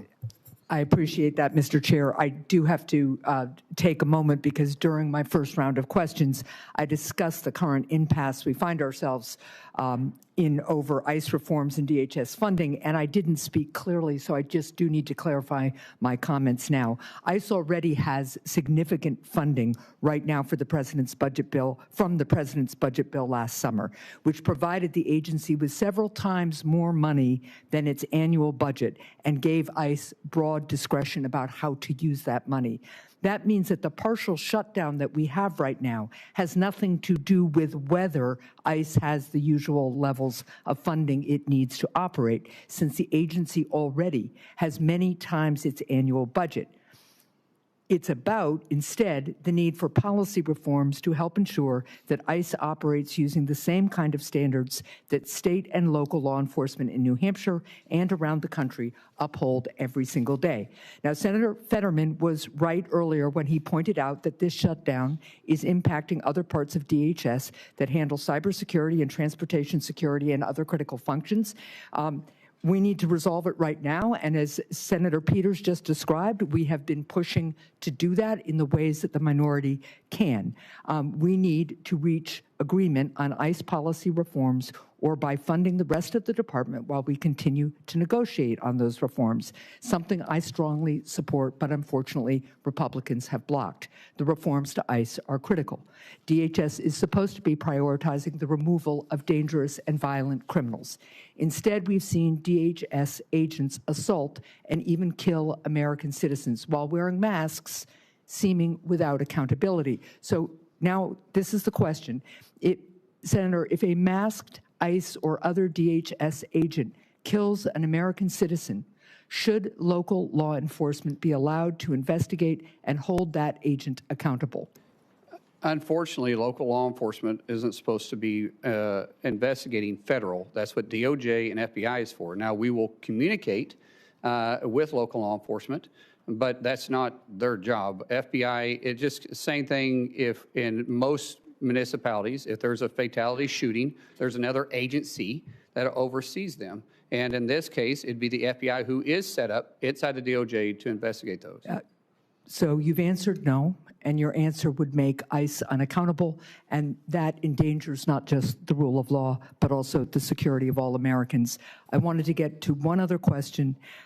During the past year, DHS leadership cut CISA's expert workforce by nearly a third. Meanwhile, adversaries and criminal syndicates are accelerating their cyber attacks against the United States. How do you plan to restore DHS's cybersecurity force and better secure our critical infrastructure from cyber attacks? Man, we've got to recruit the right people, but the best and brightest individuals in those areas. I know the University of Tulsa has a great program. But recruiting individuals that want to be there, that want to deliver the mission is vitally important, and so we will work to make sure that happens. So you agree we need to add people back into CISA and pursue this critical function, and they need to be nonpartisan experts with experience and commitment to the safety and security of our country, wherever that leads them. No one in the Homeland should be looking at this from a bipartisan perspective. Now, if you want me to talk about staffing numbers, I don't know what the mission requires, but we'll be staffed adequately if we can find the right people to staff our and to make sure that we're mission capable. Thank you, Mr. Chair. Out of respect for your desire to move things along, I will submit for the record a question on non-intrusive imaging at the border. It's supposed to be ready to do for every vehicle entering the United States, especially to detect fentanyl. And I'd like your answer on that and a couple of other questions as well, but I'll submit those for the record. Thank you. Without objection. Senator Langford. Thank you. We talked before about just trying to get information on time and such. In the transition that happened between the Biden administration and the Trump administration, data fell behind, and it fell really behind. It was one of my complaints that I had with Mayorkas that was sometimes 2 or 3 weeks late on releasing normal data information, just how many encounters were happening at the border, how many arrests, some of those things on it. Last year, it wasn't weeks late, it was months and months and months late on getting data out. DHS has a really good story to tell. There's a lot of good things that are happening there, but my concern is that social media and some of the examples are coming out just to tell the story, and DHS is not able to actually tell the story. And quite frankly, we've asked DHS several times, hey, give us more information, more data on this. One of the things I'd love to know is just, you've been one of us for a long time in this. You know the importance of oversight and what that means on this, to be able to get data to members of Congress and to the American people. And so quite frankly, we can see the story as well. So I'm not asking for a pledge because I already know your heart on that, but want to just be able to open that up on how we can actually get more data and information. Our Legislative Affairs Department, I'm going to have to stand up and make sure that we're communicating and getting the information you need. It's not going to be fixed overnight. But it does frustrate me as a former member of the House and definitely a current member in the Senate that when we make a request, it's not seen. Now, there is a difference between making actual requests because you're wanting to get to a solution versus harassment. Badgering people. Yes, there is a tremendous amount that happens. Both sides play the games, and I'm just not going to play that game. I'll work with any senator, I'll work with any committee to make sure that we are getting the information you need to do your job. But just for harassment purposes, don't, please, I ask you, if you want me to do my job and do it right and be transparent with you, don't play games with me either, because, if you have real concerns, like I said, everybody on this committee, and really for our colleagues for that matter, have my personal cell phone. That number, I have no intentions of changing it unless somebody leaks it. Yeah, hopefully that wouldn't occur on it. One other quick question on this. Ali Mayorkas, when he sat at that desk before, he and I had a lot of conversations about what they called, was labeled the special interest aliens. These are folks that come from known areas of terrorism, but we didn't have any information on them specifically, and so the Biden administration just let them in. They may say, well, we know somebody in your family as acts of terrorism, but it's not you. So they just labeled them special interest aliens and released them into the country. That we know of about 70,000 of those individuals. The Trump administration in the last year and a couple of months has picked up 50,000 of those. That's part of this enforcement that's out there to be able to identify folks that I've been ringing the bell on over and over and over again, saying, why are we letting people in that we literally say, yeah, they could be a terrorist, they could not be a terrorist, we don't know. Somebody in their family is, but we don't know them if they are on it. So they were just released into the country on that and given that label. In fact, I was told, we'll keep watching them, but when I went to the FBI and asked them directly, they were like, there's no way we can track 70,000 people. So there's been a lot of good work to be able to try to identify where those people went, who they're associating with here in the United States on it, and then removing them from the United States. There's still about 20,000 left. Love to be able to get your promise to say we're not going to quit. We're going to continue to be able to find folks that were just allowed to come in the country that may be a terrorist and may not be a terrorist. We don't know, but to be able to go identify those folks and make sure that American people are protected. Absolutely. Yeah, thank you. We're almost done. We have 2 people left who haven't responded this round. We've had a lot of debate over ICE funding. I hope we can ask just some specific questions to the nominee. I can't control what you ask, but that's my hope. Senator Blumenthal. Thanks, Mr. Chairman. Senator Mullin, just months before the war with Iran began, the Trump administration negotiated a back-channel agreement, a deal with the Islamic Republic to deport Iranian nationals, including asylum seekers, dissidents. There have been public reports about it. CNN on January 26, 2026. New York Times reported it in a couple of articles in September and December, that flights in around that time deported tens of those kinds of Iranian nationals back to Iran as part of this secret agreement. I want to tell you about one husband and wife, Christian converts from Islam, who were sentenced in absentia to 9 and 11-year sentences by the Islamic Republic. They fled to the United States seeking asylum, but they were detained by ICE on arrival. The wife was deported. She managed to take refuge in Turkey. The husband, I'll call him Mr. H, is still here, but he's facing deportation despite showing scars from the beating he received by a government gang. I have both of their declarations. I'd like them to be entered in the record. There are Iranian American organizations like the Iranian American Legal Defense Fund that have further information. I have no doubt that you share my outrage about the treatment of this couple and other Iranian nationals who were deported possibly to torture and death in Iran. Will you agree with me and commit that we should stop deporting such people? Ma'am, sir, I don't know the specifics behind this. I think before I can talk about in hypotheticals, I would need to know what the reasons behind it, but I don't want to deport anybody that's here illegally, or here legally, I mean. And most definitely not individuals that have done everything possible to be a contributor to society. But in these specific cases, I don't know. I'm not familiar with them. I don't know if there's something else in the background that would cause the administration I'm to do talking it. in general about tens of people, as many as 55 on one flight, 15 or so on another, not just this couple. But in principle, we should not be sending Iranian dissidents and asylum seekers back to Iran. Wouldn't you agree? Sir, we do know that our enemies want to infiltrate us and use our rules and our generosity against us. And so I don't know the specifics of these. I don't know their background. I don't know what the reasons was, but I will be happy to look into it. Let me ask you about another topic. I'm glad that you've committed that there will not be the kind of review that Secretary Noem imposed on contracts above a certain amount uniformly by your office. But I'd like your commitment that you will help us investigate another abuse of authority. Corey Lewandowski apparently was in charge of approving all contracts. One of them was a $220 million contract that was related directly to Kristi Noem's being fired. They bypassed procurement rules to award that contract to a shell company that was created days before to benefit a Republican consulting firm with close ties to Secretary Noem and Mr. Lewandowski.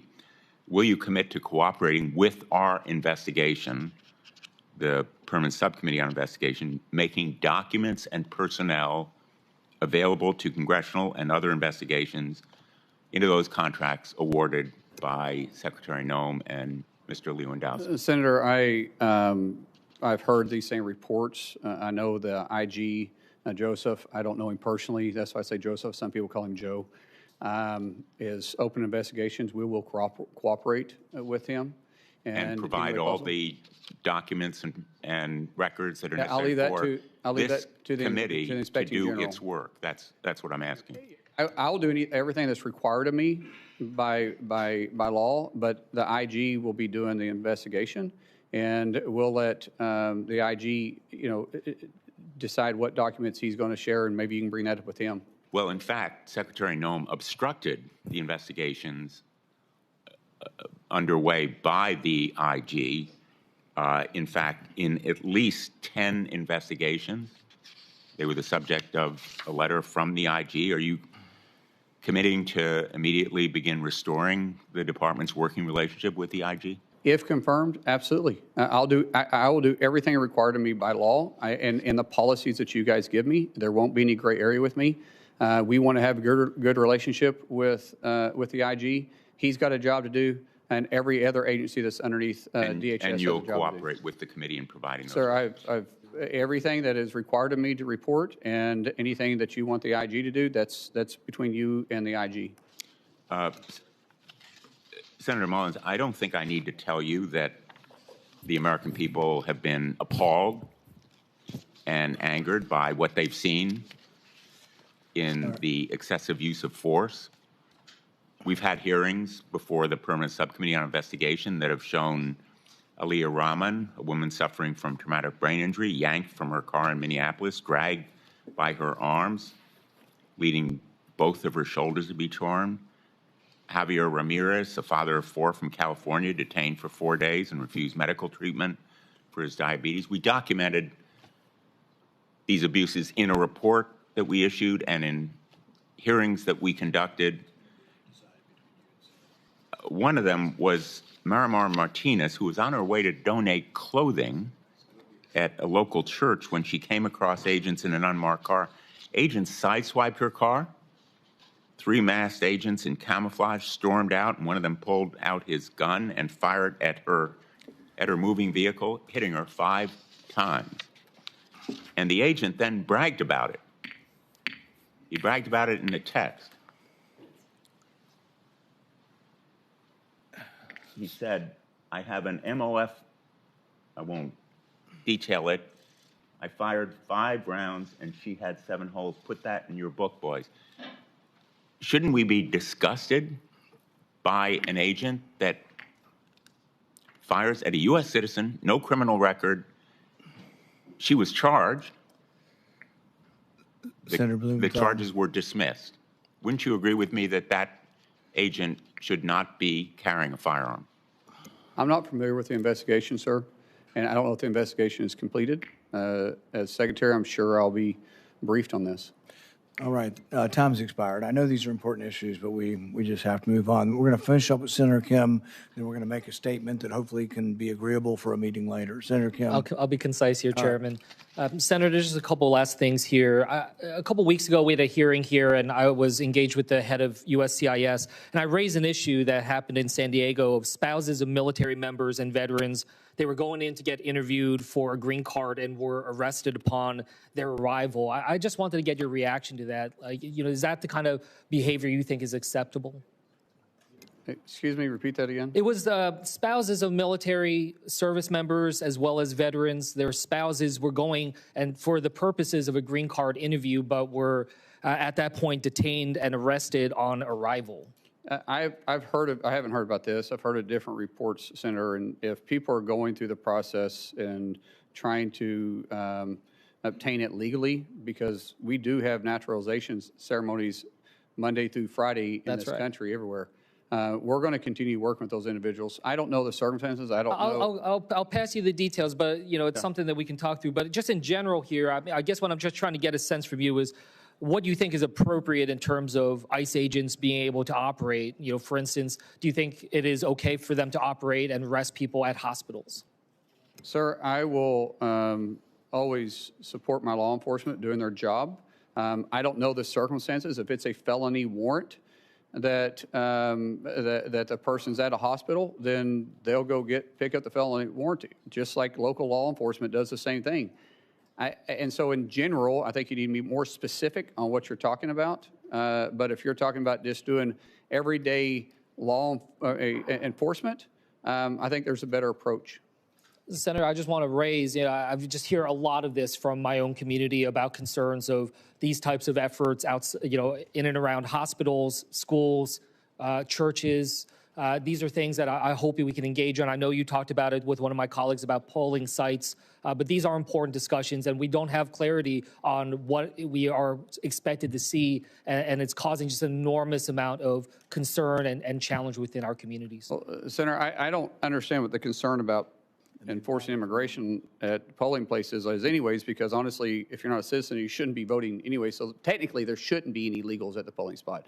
And so, as I've said before, if we're at a polling area, it's because of a specific threat, not for immigration. Yeah, look, what I will just convey here is it's not just about people who are undocumented. I'm hearing from American citizens that are now feeling like they need to carry their passports around for fear of being stopped on the street. There is a chilling effect that is happening that is wider. I had to give my father-in-law specific instructions in case he was stopped upon re-entry back into the United States. There is real concern out there, and I just wanted to express that to you. Just a couple last quick things here. At the detention facility in New Jersey, a different one called Delaney Hall, I was there right after a gentleman died there. And there was really no documentation, really minimal explanation of his cause of death. There was 32 deaths at detention facilities under ICE control last year. Yet the oversight offices at DHS to do this, offices like the Office of Civil Rights and Civil Liberties, the Office of Immigration Detention Oversights, they've been gutted. And I just wanted to ask, do you commit to being able to ensure that there is the proper oversight there internally within DHS, working alongside us in Congress to ensure that people are being kept at the dignified levels that they should according to a law? Each facility falls underneath different standards of operation that are in statutes. We will operate within those statutes. Everybody deserves to be treated with a dignified hand, and we will follow those procedures that are set for those facilities particularly. Well, I hope to work with you on that if you're confirmed, because we need to make sure we have that oversight, as we have not been able to see it. And in fact, some of our efforts have been impeded because we have not been able to have visitation at some of these sites, and I hope that that's something you will support us to be able to have. One last thing I just wanted to raise. With FEMA, there was a number of employees that sent an open letter titled the Katrina Declaration. This is something that warned about some of the reversals that are being made when it comes to disaster response and recovery. Your predecessor, Secretary Noem, she suspended a number of these FEMA employees. I just wanted to ask, can you commit that if confirmed, you will adhere to whistleblower laws and ensure that these whistleblowers do not face retaliation for their protected disclosure? So there's already laws in place to protect whistleblowers, and I've said multiple times I'll work within the law and the requirements of me as secretary. And I hope that means that you will ensure that these whistleblowers do not face unlawful retaliation for what they have done. It's against the law, as you said, unlawful, sir. I said I'm going to work within the law, and that's unlawful. Okay. With that, I'll yield back. Thank you. As I said previously, we've scheduled a vote for tomorrow. I'm committed to that. There are several members on both sides of the aisle that would like a briefing in the SCIF. They have it from 1 to 2. Would like just to walk over and do it. And I think that makes it much more likely that we have the vote tomorrow. Sir, I would prefer to have the ranking member, yourself, James, and if you want to bring another Democrat member that's on. It's all or that's none. It's all the members need to be able to hear it directly. The problem up here is too many things are siloed, and it just looks like resistance that you don't want everything to come out. It'd be much more forthcoming if you let any member of the committee and classified staff into it. I think we can get this done okay, this that's fine as long as it's in a classified setting. As long as what? Yeah, that's fine. The people fine. classified security on our staff and staff. TSSCI, yes. Yeah. All right. All right. Thanks, everybody, for coming today. The nominee has filed responses to biographical and financial questionnaires, answered pre-hearing questions submitted by the committee, and had their financial statements reviewed by the Office of Government Ethics. Without objection, this information will be made part of the hearing record, with the exception of the nominee's financial data, which are on file with the committee. Due to the quick turnaround between this hearing and the markup tomorrow, the hearing will remain open until 4 p.m. today, March 18th. This hearing is adjourned.